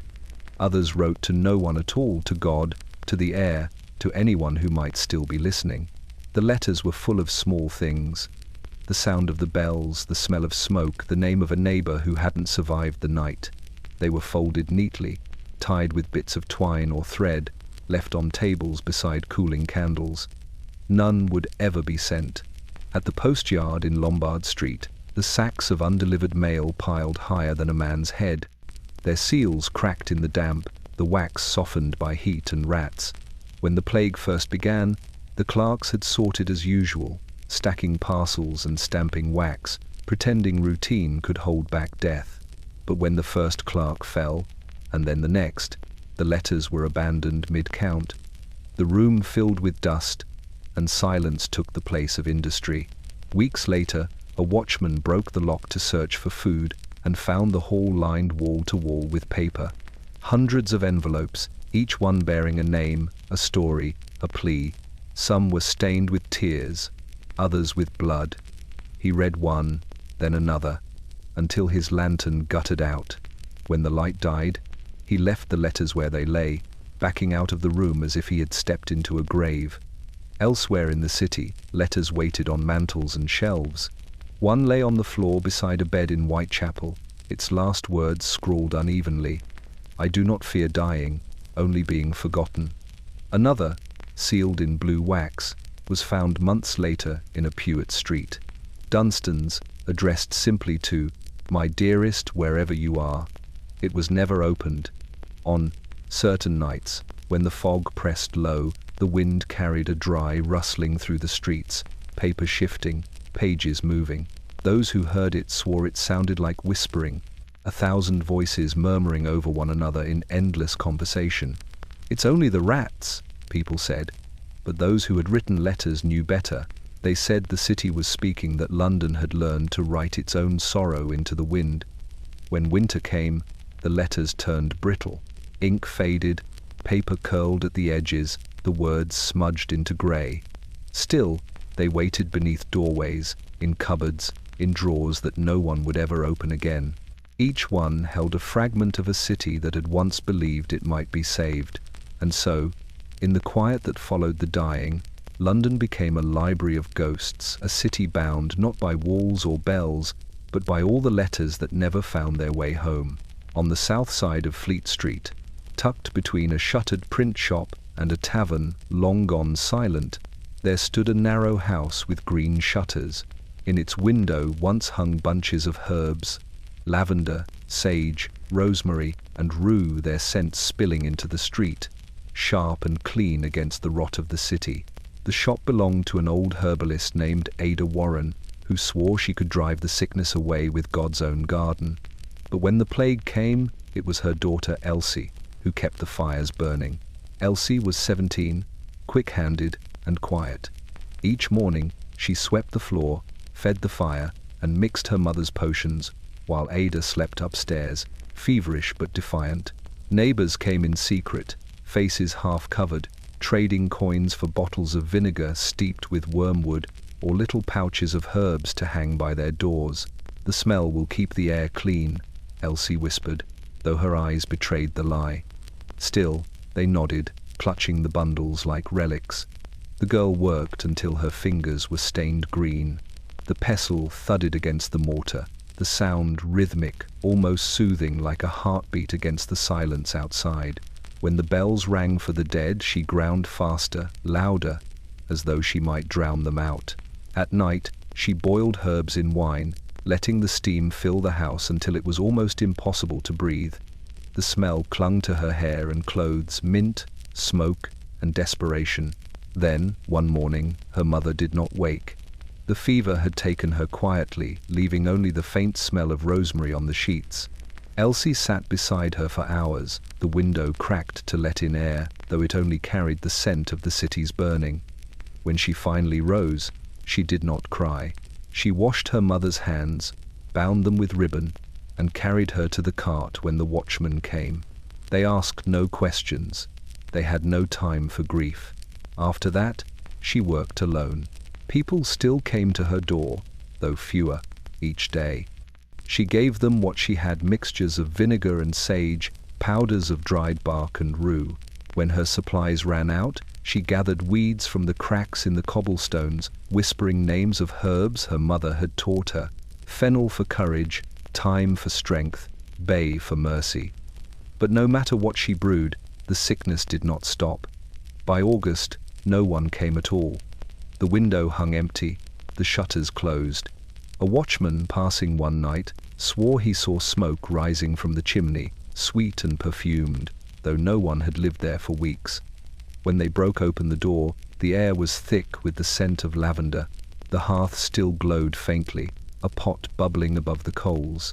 Inside it, they found only water and a handful of withered herbs floating like lost prayers. Some said Elsie had fled the city. Others whispered she'd brewed something that let her sleep without waking. But for months afterward, when the wind turned down Fleet Street, it carried with it a strange, gentle fragrance, as if the air itself remembered her hands. The carpenters of Cripplegate had stopped counting the dead. They now counted the wood. By the last week of August, there was not enough of it. Oak and pine, once plentiful along the wharves, had been used for houses, carts, fuel, and graves. What little remained was rationed for the building of coffins, and even that could not keep pace. So the carpenters worked through the night, their hammers beating a mournful rhythm that echoed through the sleeping city. The workyard glowed with torchlight. Sparks flew into the darkness as saws ripped through damp timber. Men stripped their shirts despite the cold, their skin slick with sweat and dust. The sound never stopped: hammer, rasp, hammer, a heartbeat against the silence that had taken London. Each blow felt like a prayer struck in wood. At dusk, carts began to line the street outside, loaded with planks and bodies wrapped in sheets. The drivers waited in uneasy quiet, the horses stamping and snorting at the smell. A foreman barked orders until his voice failed. The coffins were simple, rough, and narrow, each one made as quickly as hands would allow. A boy too young to be there ran nails between the men, counting softly to himself. When the hammer slipped and caught his finger, he didn't cry. He just pressed his hand to his chest and kept running. By midnight, the sound carried over the walls of the parish and into the fields beyond. The wind lifted sawdust into the air, a pale, glittering haze that looked almost like snow. In the glow of the torches, the carpenters' faces shone with exhaustion. They did not speak. There was nothing left to say. The plague had stripped even words of their meaning. When the coffins were finished, they were stacked in rows along the lane, a forest of wood without leaves. The men stood among them, breathing hard, their faces grey beneath the soot. Some crossed themselves. Others simply stared, waiting for the carts to return. But there were too many dead, and not enough time. By dawn, the hammering began again. That night came to be known as the Night of 100 Coffins. No one knew who first named it, perhaps one of the gravediggers, perhaps a mother waiting at her window. But the name spread, whispered between the living like a spell against the dark. It was said that if you stood on the hill above Cripplegate just before sunrise, you could hear it. The soft thud of nails, the groan of timber, and the faint hum of men who had learned to keep rhythm with death itself. When morning came, the yard was silent. The men slept where they had fallen, their tools still in hand. The coffins waited, lined neatly as soldiers before battle. And when the first light touched them, the city seemed, for a moment, to hold its breath, as though London itself could feel the weight of what had been built in the dark. By September, even the grand houses no longer smelled of safety. The mansions along the Strand, with their marble steps and painted ceilings, had grown as quiet as the poorest lanes of Whitechapel. Curtains were drawn, servants dismissed, and every window shuttered against the air. The plague, once a rumour that belonged to other people, had crossed the river and climbed the hill. It had learned the language of luxury. The first to fall was a footman. He had returned from the stables pale and sweating, muttering that he could not breathe. They sent him to the cellar to rest, but by morning his skin had turned the colour of ash. The housekeeper found him lying beside the wine barrels, his hands still gripping the floor. Within hours, the master and mistress were gone, not to the pits, but to their carriage, fleeing toward Oxford with only their daughter and 2 servants. They left the rest behind, with promises of pay that would never come. But the sickness did not respect rank. In Westminster, noblewomen lay fevered on velvet couches, their jewels still fastened around throats gone thin with thirst. The fine linens were soaked in vinegar. The floors reeked of rosewater. Servants burned juniper in the halls, waving the smoke through the air as if perfume could bargain with death. The physicians arrived in their dark coats and beaked masks, the same as those who tended the poor, their voices muffled behind glass. They prescribed purges, bleeding, prayers. The results were always the same. By the second week, the stables were empty, the kitchens cold. Rats had found their way into the drawing rooms, their tails brushing against the gilt frames of family portraits. The eyes of those painted faces seemed to follow the movement, nobles watching their houses fall silent. In some estates, the servants locked the doors and left the masters to their fate. In others, the masters locked the doors themselves, barring escape to any who might carry the plague beyond the gate. A young maid at Somerset House was said to have sung hymns through the night as she cleaned the corridors, her voice echoing off the marble. In the morning, they found her lying beneath a window, a bowl of lavender still in her hands. No one moved her until evening. The servants had grown accustomed to stepping around the dead. Soon, the carriages that had fled London began to return, not with the living, but with silence. The countryside had turned them away. No one wanted what they carried. The city received them back without question. At dusk, when the wind swept through the Strand, it carried the faint scent of burning silk and perfume, the last breath of the grand houses now turned to tombs. The plague had finished its climb. From cellar to staircase, from cobbler to crown, it had learned every doorway in London. And by the time it reached the palaces, there was nowhere left to go but down. He was called Samuel, though most forgot his name. To the men at Finsbury Fields, he was simply the boy, the one who carried the lime, who kept the fires fed when the wind turned. He could not have been more than 13, a scrap of a thing with hair the colour of straw and eyes gone dull from smoke. He had come to the pits after his mother's death, following the carts, because they were the only things that still moved through the city. No one had asked him to stay, and yet he did. Each morning, before dawn, he dragged the buckets of lime from the shed to the edge of the trench. The air was always wet there, heavy with the smell of burning flesh and wet soil. The gravediggers said little to him, though one of them, a man called Hob, gave him bread when the shifts ran long.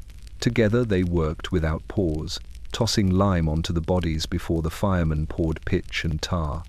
The boy's arms ached, his hands cracked from the heat, but he never stopped. If the fire goes out, Hob told him once, the sickness climbs back out. The fires burn day and night. The pits hissed and groaned, the ground shifting underfoot as though it breathed. Samuel grew used to the sound, to the soft collapse of ash, when another layer sank into the earth. He learned the rhythm of it, when to throw the lime, when to step back, when to cover his mouth. At night he lay beside the embers, the glow turning his skin the colour of bronze. Sleep came in fits, interrupted by dreams of falling through smoke into a place where voices whispered his name. One evening, a cart overturned at the edge of the trench, spilling its burden. The bodies tumbled down the slope like broken dolls. A woman's arm reached from the heap, pale and delicate, a wedding band still gleaming on her finger. Samuel froze. Hob took his shovel, muttering, "Don't look too close, you'll start to remember faces." But Samuel couldn't look away. Something inside him cracked like thin ice. That night, he built a smaller fire apart from the others, not for warmth, but for her. He fed it scraps of wood until the flames steadied, then sat beside it until dawn, his eyes raw from the smoke. The men found him there the next morning, half asleep, his clothes dusted white with ash. "The boy's gone strange," one muttered. Hob only shook his head. "He's just seen too much." By the end of the week, Samuel stopped speaking altogether. He worked in silence, face hidden behind a rag. When winter came and the ground hardened, the fires were fewer, but the boy stayed. Some said he slept among the ashes, others that he left with the last of the carts. But when the thaw came in spring, the men swore they saw footprints circling the pit, small, bare, and dusted with lime, as if the boy who fed the fire had never left, keeping watch over what the city had chosen to forget. She lived alone in a narrow brick house at the corner of Street John's Lane, where the air always smelled faintly of rain and smoke. Her name was Margaret Hale, though by the time the plague reached Clerkenwell, most simply called her the widow. Her husband, a stonemason, had died the previous winter of a fall from scaffolding, a clean death. By comparison, she had buried him herself before the plague began, and perhaps that was why she did not fear it the way others did. Death, to her, was already a familiar guest. Each morning, she opened her shutters, though the street outside was empty. She swept her doorstep, lit a small fire, and boiled water mixed with rosemary and salt. The smell drifted through the air, a fragile defiance against the rot that hung over the city. Neighbors who still lived called her foolish. "The air kills," they said. "Best to stay shut in." But Margaret could not bear the silence of her own walls. "If death means to find me," she answered, "let it knock at the front." She became a strange kind of sentinel. When the watchmen passed, she left bread for them on her stoop, blackened crusts wrapped in cloth. When the carts came for the dead, she stepped aside and crossed herself, whispering blessings for the nameless. Children from nearby alleys, those few still left, sometimes lingered near her gate. She gave them apples from a barrel her husband had kept, soft with age but sweet enough to taste of life. Then, one morning, she found a child asleep against her door, a girl no older than 6, her dress torn, her lips cracked. Margaret carried her inside without hesitation. The girl's name was Alice. For 3 days, she said nothing, only watched the fire with eyes too large for her face. On the 4th day, she smiled. For a moment, the house seemed to breathe again. But mercy in London never lasted long. The girl coughed that night, a dry, hollow sound that filled the tiny room. Margaret held her close, humming hymns, half forgotten. When the swelling came, she prayed. When the fever took her, she sang. By dawn, the child was still. The watchman came at dusk to mark the door. Margaret met them calmly. "There's no need," she said. "I'll do it myself." She took the brush from their hands, dipped it in red paint, and drew the cross slowly, carefully, as though tracing a letter of her own name. When they left, she shut the door behind them and sat by the window until the light faded. That night, the bells rang faintly through the fog. Margaret lit every candle she had and placed them on the sill, their flames flickering like a row of souls. When dawn came, her neighbors saw the candles still burning, but no smoke from the chimney, no sound within the house. The watchman found her seated by the window, her hand resting lightly on the child's small fingers, her eyes half closed, as if she had only paused to listen for the bells. By October, the bells fell silent. One by one, their ropes were cut, their clappers stilled. The men who had once rung them, strong-armed sextons and wide-backed apprentices, were gone now, buried in the very churchyards where their voices had once called the living to prayer. London's heart had stopped beating. Without the tolling, the city seemed to drift out of time, suspended between night and dawn, life and death. For months, the bells had been constant. They had marked every hour, every death, every prayer whispered against the noise. But the sound had grown unbearable, the endless dirge of a city drowning in its own grief. When the ropes frayed from use and the bell towers filled with the smell of rotting birds and candle wax, no one came to repair them. The air itself seemed relieved when the final peal faded into the fog. In the sudden quiet, London felt hollow. Streets that had always echoed with sound wheels, hoofbeats, hawkers, hymns now swallowed every step whole. Even the Thames moved without voice, its surface flat and grey, reflecting only smoke.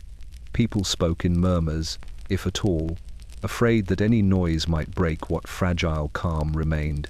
A city built on clamour had become a cathedral of silence. At Street Olaves, a single bell rope still hung from the tower. The new curate, too young to remember the days before the sickness, climbed the narrow stairs each morning, more from habit than duty. The bell above was cracked, its edge jagged from heat, but he brushed the dust from it all the same. He prayed without sound, his lips moving, his eyes wet. When he descended, the church below seemed emptier for it. The silence changed people. Without the bells, no one knew the hour. Work lost its rhythm. Meals were forgotten.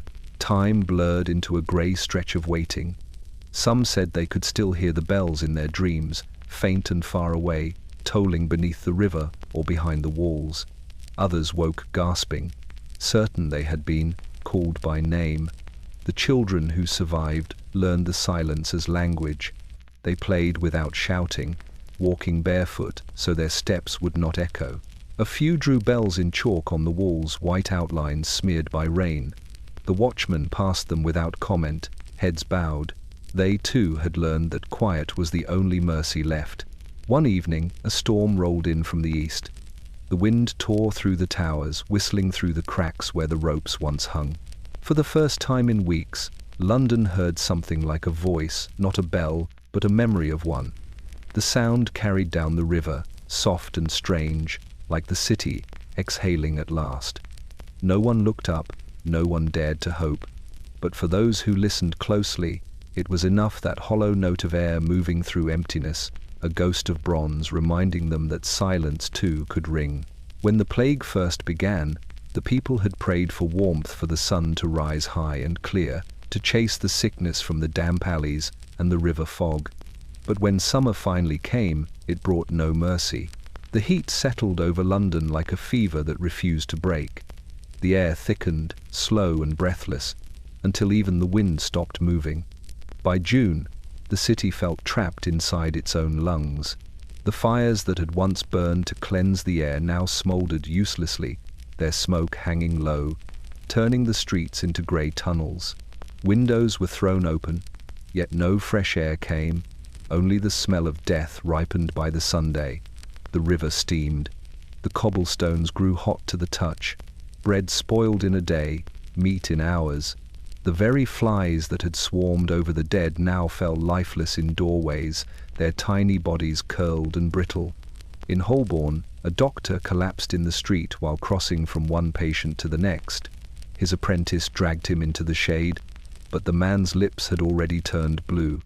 They said it was the heat that killed him, but others whispered the truth that even the doctors could not outrun the air. People began to move like sleepwalkers, slow and deliberate. The sick lay sprawled in their doorways, searching for a draught that never came. The bells no longer rang, but the heat made its own sound, the hum of insects, the soft crackle of firewood, the distant groans of timber expanding under the strain.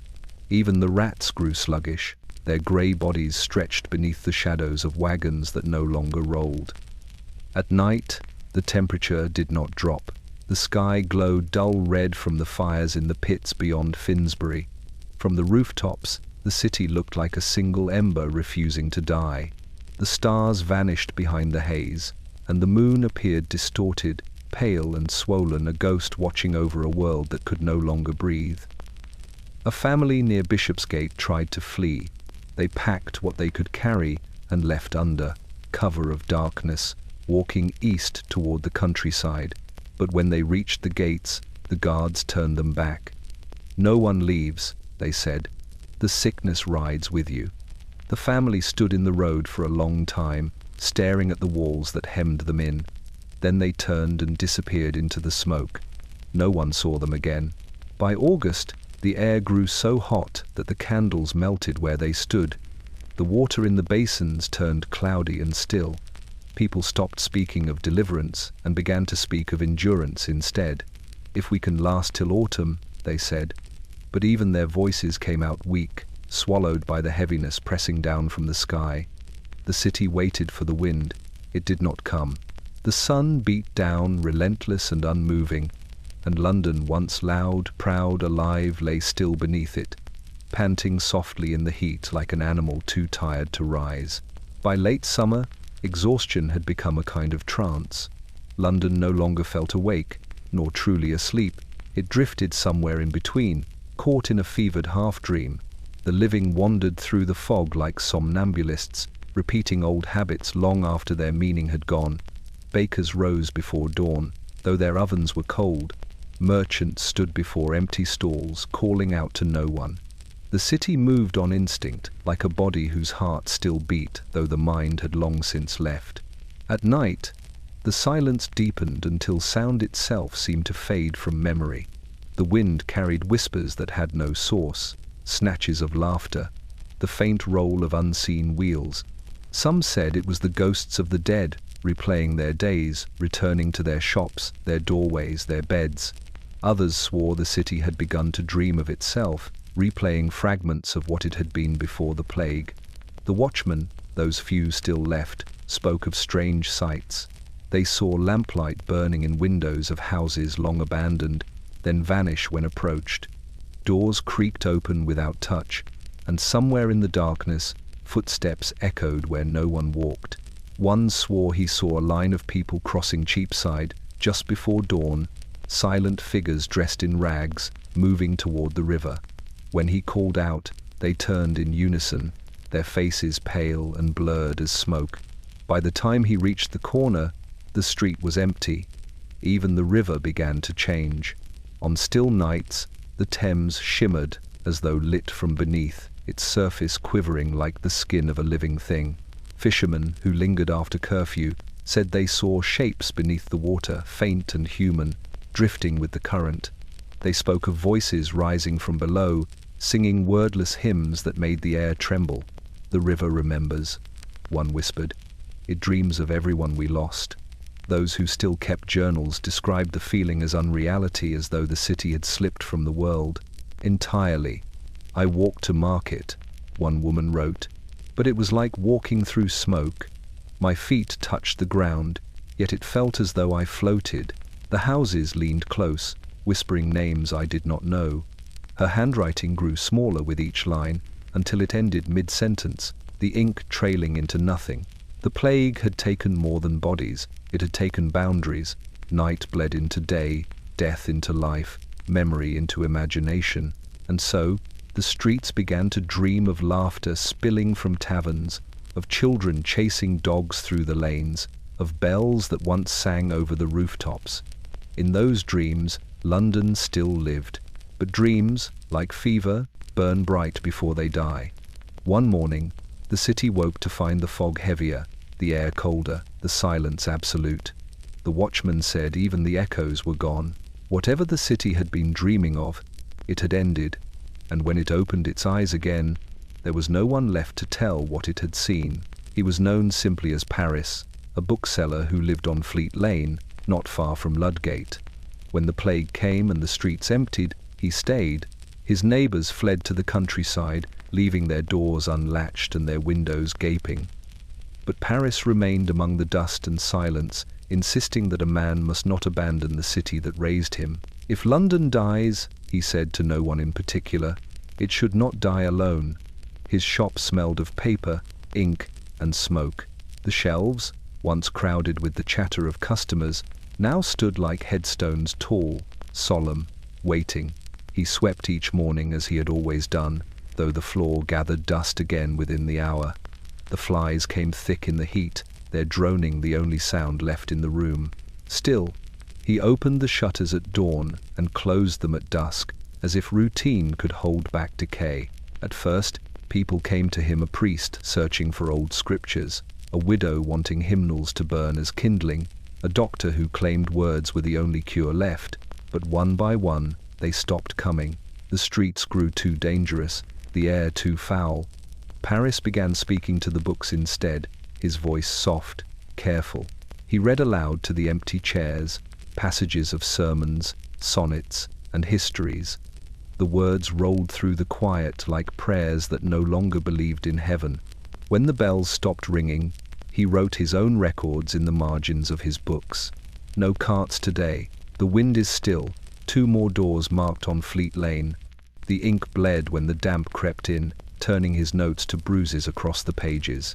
Each night he made tea, sat by the window, and listened to the distant fires of Finsbury burning against the horizon.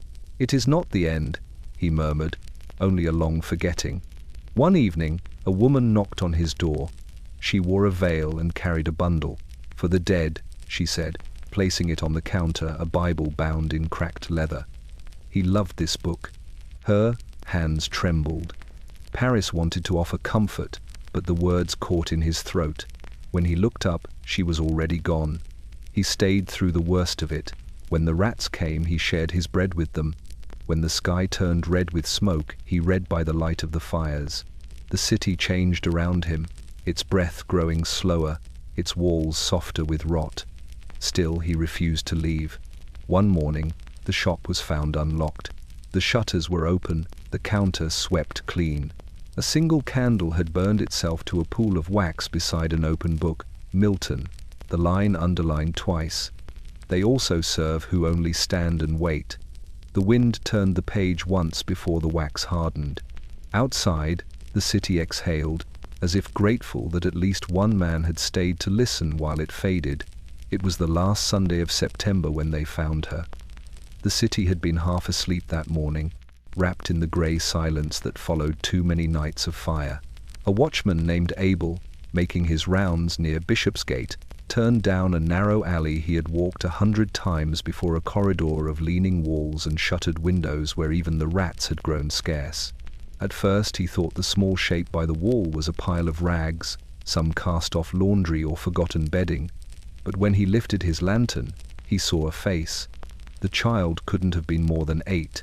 Her dress was torn at the hem, one sleeve missing, her feet bare and grey with soot. Her eyes were closed, her hair matted with rain, yet her cheeks still held a faint blush, as though she had only fallen asleep. Beside her lay a wooden doll with its head cracked clean off, the string arms folded neatly across its chest. The watchman stood for a long time, listening to the quiet. Somewhere far away, a door slammed. The air smelled of vinegar and old smoke. When he knelt, he felt warmth still in her hands. He called for help, though he knew no one would come. The houses here had been empty for weeks. So he did what the living could still do, he spoke. "You've been waiting, haven't you, little one? Don't worry now. I'll not leave you alone." He lifted her gently, surprised by the weightlessness, as if the sickness had hollowed her from within. He carried her to the church at Street Botolph's. The priest had fled months earlier, leaving the door unbarred and the altar bare. Abel laid her on the steps and searched for something clean to cover her. He found an old curtain in the vestry, stiff with dust, and draped it over her body. Then he lit a candle from his lantern and set it beside her doll. The flame trembled but did not go out. That night he stayed by the church, keeping watch. The moon rose over the rooftops, pale and uncertain, and the fog rolled in thick as wool. From where he sat, the city looked like a sea of shadows, no lamps, no voices, only the soft hiss of the river beyond. He thought of his own daughter, buried that spring, and tried to remember the sound of her laughter. It had been so bright once, like bells before they broke. At dawn, the candle was still burning. Abel whispered a prayer he half remembered from childhood, then turned to fetch the cart. But when he looked back, the steps were empty. The curtain lay folded, the doll untouched, its head mended with a strand of thread that hadn't been there before. No one ever claimed the child. Some said the rats had taken her, others that she had simply wandered on. But those who passed Street Botovs after dark swore they sometimes heard a lullaby drifting through the fog, a single, fragile voice singing softly in the language of the lost. By the winter of 1666, London had grown quieter, but not cleaner. The fires in the pits had burned low, and the death carts passed less often. Those who remained alive began to breathe easier, daring to open their shutters again. The plague, they said, was gone, buried, burned, or carried off by the cold. Yet the city itself knew better.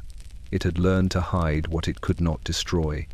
In the narrow houses along Bishopsgate and Fleet Lane, the sickness lingered like a memory, faint, invisible, waiting. Beneath the floorboards, the smell of vinegar had soaked so deep into the wood that even the rats avoided it. In the walls, the air still carried whispers, small sounds of settling timbers, a sigh behind the plaster that came when the wind changed. People told themselves it was nothing. They had survived. They wanted to believe the worst had passed. But when night came, the city shifted. The fog rolled low again, and the air grew heavy with the old scent iron, smoke, and something else, something sweet. The survivors began to dream the same dreams. They saw their dead standing in doorways, eyes bright and strange, mouths moving though no sound escaped. When they woke, the rooms were cold, and the candles guttered without reason. At Street Olaves, a mason repairing a wall, broke through a patch of stone and found the space behind filled with dried herbs, lavender, sage, wormwood, all black with mold. For the air, the clerk told him, from the old days. But the mason swore he heard a sound come from the hollow before it closed, a faint coughing, no louder than breath. He sealed the wall again and would not work past dusk. Elsewhere, strange things returned. Doors that had stayed shut since the summer swung open in the night. The pest house on Windmill Hill, abandoned for months, began to glow faintly through its windows though no fire was lit. The neighbors said it was only the moon, but none of them would pass that way after dark. The physicians, eager to reclaim order, called these things madness, phantoms of fatigue, they said, and yet even they refused to linger indoors too long. Many took to sleeping with their windows wide despite the frost, afraid that the air itself might thicken if left still. One wrote in his ledger, "The pest is gone from the flesh but remains in the breath. It is a silence now, patient and unseen." When spring came, the living moved through the streets like ghosts of their former selves. They spoke softly, stepped lightly, and watched the walls when the fog returned. For though the city looked alive again, the markets reopening, the carriages rolling something beneath it had changed forever. In early spring, the wind changed. It came from the west, soft at first, a hesitant breeze carrying the scent of salt and rain. The city, still crouched under its long silence, stirred, windows creaked open, and curtains swayed for the first time in months. The air no longer smelled of ash or vinegar, but of earth newly turned. For the first time since the bells had fallen quiet, London took a breath that did not taste of death. Those who had survived stepped cautiously into the light. The markets reopened, though half their stalls were empty. The river moved again, its surface broken by ripples that shimmered in the morning Sunday. The pigeons returned to the steeples, cooing softly as if testing the sound of their own voices. The fog lifted, revealing a city both familiar and strange, the same streets, the same walls, but hollowed, like a skull remembering the shape of a face it once held.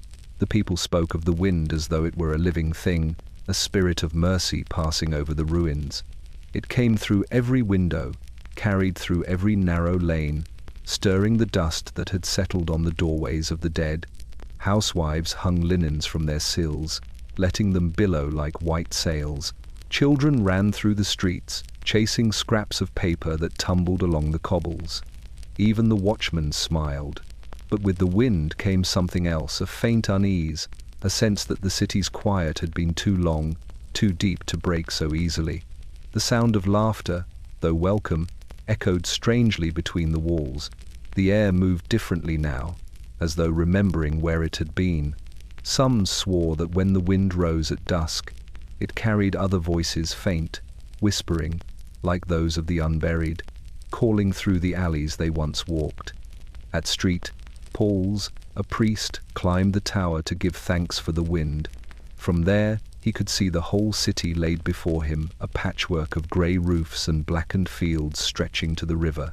He prayed, aloud, his voice trembling, and for a moment the wind caught his words and scattered them like ashes. When he descended, he told the sexton, "The city breathes again." But his eyes were wet, and he did not sound convinced. That night, the wind grew stronger.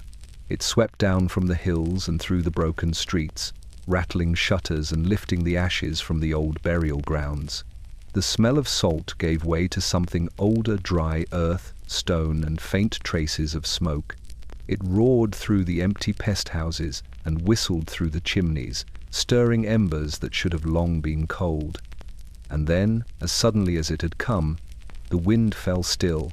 London held its breath once more. The night settled heavy and calm, yet those awake to hear it swore that, for one fleeting moment before dawn, the city had whispered a low murmur carried westward, across the river, into the fields beyond, like a sigh of something that was never meant to wake again. When the thaw came, the ground softened, and the city began to remember. Beneath the soot and frost, the earth stirred not with life, but with the weight of what had been buried too quickly. In the churchyards, the thaw revealed mounds where the soil had sunk unevenly. In the fields beyond Finsbury, the pits steamed in the morning sun, thin wisps of smoke curling from the cracks like the breath of sleepers stirring in their graves. The survivors called it the breathing ground. Each dawn, a faint mist would rise from the soil, carrying with it the faint, metallic scent of ash. The people said it was the plague leaving London, once and for all its ghost rising into the sky. But others whispered that it was the dead themselves, restless under the warming earth, exhaling after a long and fevered sleep. In Bishopsgate, a widow took to scattering lavender across the doorstep of her shop each morning, muttering prayers as she worked. "It keeps them quiet," she said to the apothecary who passed by. "The ground listens, you know. If you walk too heavy, it wakes." Few laughed at her. They had all seen too much to mock superstition. Even the priests sprinkled holy water not just over coffins, but across the cobblestones, as though blessing the city itself against its own memories. The ash lingered everywhere. It drifted through open windows, settled on tablecloths, clung to hair and fabric. No matter how much the people swept, it returned. It mixed with the morning dew, turning the gutters grey and the puddles cloudy. Children drew shapes in it with their fingers until their mothers pulled them away. The ash left stains that no soap could lift. It was as if the city itself had been dusted with the remains of all it had lost, a London remade of the dead. Workmen clearing the ruins at Moorfields unearthed charred fragments of wood and bone. One found a small ring still intact, its metal warped by heat, the faint engraving inside barely legible. "Until we meet it again." He showed it to no one, only placed it back in the soil before covering it with earth. "Let it rest," he whispered. The others followed his lead. None dared take anything from the ashes. When the evening wind rose, it lifted the dust from the streets and carried it over the rooftops, turning the sunset a strange copper red. From afar, the city seemed to glow again, not with fire, but with something softer, a shimmer of remembrance. The air was thick with ghosts, though they made no sound. That night, a thin rain fell, gentle but endless, washing the ash from the stones. It gathered in the cracks and gutters, running black toward the river. The Thames swallowed it without resistance, its dark surface rippling once before turning smooth again. By morning, the air was clear, the sky pale and clean, but the smell of smoke, faint, familiar, lingered still, as if the summer dead refused to be forgotten. By the spring of 1666, London had grown wary of quiet. The city that had once begged for peace from the endless toll of bells and the cries of the dying now trembled at stillness. Every pause in the wind, every lull in the chatter of the markets, every empty hour between footsteps carried a weight too familiar. The plague had taught the living to listen, and in the hush they still heard what was gone. Merchants began to speak louder than necessary, calling their wares with forced cheer. Bakers whistled while they worked, filling the air with small, stubborn tunes. Mothers told their children not to whisper, not to creep about like ghosts. Even the churches kept their doors open during service, so that the sound of hymns could spill into the streets and prove that life still lingered there. Yet beneath the noise, London was afraid. The silence was no longer absence, it was memory. It came without warning, settling over the lanes like fog, soft and complete. A cartwheel might break, a voice might falter, and for an instant the whole city would freeze, hearts stopping mid-beat, as if expecting the bells to begin again. People looked to the sky as though listening for thunder, but there was never thunder, only the echo of the past, waiting for breath to fill it again. In the markets, when trade slowed, some swore they could hear the faint coughing that had once filled those same stalls. In taverns, when laughter ran out, the chairs creaked like sighs. Even the river had its quiet moods, long stretches where it seemed to hold still, mirroring the grey of the sky without ripple or sound. Boatmen avoided those moments, waiting with their oars raised until the current stirred again. The city's new fear was not of death, but of forgetting. The plague had stolen too much. Now silence threatened to take the rest, the sound of living, the proof that someone still drew breath. Musicians began to play in the streets once more, though few had instruments left. A fiddler near Ludgate strung his bow with horsehair and played until his fingers bled, refusing to stop even when no one listened. If the noise dies, he said, it all starts over. At night, families gathered around their hearths, speaking softly to keep the dark at bay. Even the smallest murmur, the crackle of the fire, the rhythm of breathing became precious. When the wind pressed against the windows, they listened closely, half in terror, half in hope, waiting to hear only wind. And when true silence finally came, those rare moments between the hours when the whole of London held still, the people did not move. They sat in that fragile stillness, their ears straining, hearts tight, remembering a city that had once been so loud it forgot to listen. Now it listened to everything. It began, as all endings do, with something small, a spark where no one was looking. In the early hours of September, 1666, while most of the city slept, a baker's oven in Pudding Lane caught alight. The flame was little more than a glow against the bricks at first, a quiet crackle lost beneath the whisper of wind. But the wood was dry, the air restless, and London, weary and brittle from its long year of plague, was ready to burn. The fire moved like it had been waiting. It licked up the walls, slipped through the rafters, and climbed into the roof beams where pitch and dust had gathered for decades. Within minutes, the bakery was gone. The wind from the river carried embers across the lane, setting alight the thatched eaves of the next house, and then the next. The flames met the sky with a roar, and the night bloomed orange. The bells did not ring. They had rusted silent months before. It was the shouting that woke the city, the calls of fire, fire in Pudding Lane, echoing through the dark. People stumbled into the streets, clutching buckets, blankets, anything that might hold water. But the river was low, and the pumps had long since broken. By dawn, the fire had leapt across the street and was racing toward the warehouses by the wharf. The tar, oil, and timber there turned the blaze into a living thing. Those who had survived the plague now fled from flame. They ran barefoot through alleys already shimmering with heat, dragging carts piled high with whatever they could save, a child, a Bible, a loaf of bread. The air itself seemed to burn, thick with cinders that stung the eyes and clung to the skin. The smell was almost sweet, the way plague smoke had been sweet, that same mingling of wood and flesh, of loss disguised as warmth. By midday, the fire had crossed the river gate and was moving west. Whole parishes vanished in hours. Street Pauls, which had withstood the sickness like a sentinel, caught last its grate, the roof of lead melting into molten streams that ran through the streets like silver. The smoke towered so high that sailors at sea said they saw it rising beyond the horizon. For 4 days, the fire devoured everything the plague had spared. The rats burned, The pest houses turned to ash. The charred bells of street brides fell molten through their towers. The air was thick with the sound of collapsing timber, of a city erasing itself. And yet, when the flames finally died, something strange remained. The air was clear, the stench was gone, the sickness, the invisible shadow that had haunted every breath had burned with the wood. London lay blackened, but breathing. The people called it punishment, then mercy. Ash settled like snow over the ruins, soft and clean, and out of that grey silence, a single voice was heard, someone laughing, faintly, in disbelief, because the city, for all it had lost, was still alive. When the fire at last burned itself out, London was unrecognizable. The sky that had glowed red for 4 nights straight turned the color of pewter, heavy and still.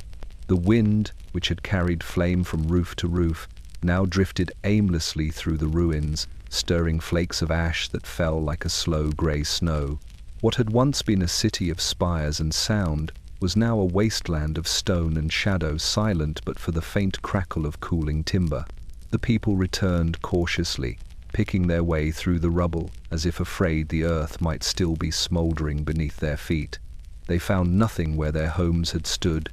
No walls, no beds, no doors.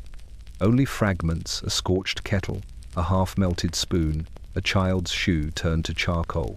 And yet they searched, sifting through the debris with their bare hands, as though memory itself could be uncovered if they dug deep enough. The air was strange, almost pure. For the first time in years it carried no stench of rot or fever. The plague was gone, not cured, not conquered, but burned clean from the city's lungs. The survivors breathed deeply, their chests aching from the unfamiliar freshness. Some wept, not from sorrow, but from the shock of it. London had forgotten what clean air felt like.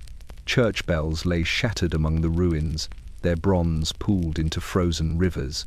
Street Paul's was a blackened shell, its great dome collapsed inward like the skull of a fallen giant. Yet the people stood before it and crossed themselves. They said it was fitting that the old city had perished with the old plague, and something new might rise from the ashes. In the days that followed, the king's men rode through the streets, taking notes, counting losses. No one could measure them all. The city that had buried 100,000 souls beneath its soil now stood empty enough to hear footsteps echo from one parish to the next. But amid the wreckage, life began again. Bakers lit new ovens, merchants opened stalls under canvas roofs. Children, barefoot and soot-streaked, played among the ruins, their laughter thin but real. At night, the smoke thinned, and the stars returned sharp and unfamiliar above the hollow city. People gathered by their makeshift fires, staring upward, as though seeing heaven for the first time. The flames that had once devoured everything now glowed softly, their warmth human again. When the dawn finally came clear, a thin mist drifted through the ruins. It caught the morning light, turning the ash to silver. From somewhere deep within the city, a single hammer struck metal, the sound of rebuilding. And as that echo rolled through the streets, London seemed to wake. The city had been emptied, scoured, and silenced, but not erased. From its blackened bones, it began to breathe once more. The plague was gone, the fire spent, yet the smoke that lingered in the air carried a reminder that every rebirth begins in ruin, and that even ashes remember the shape of what once lived.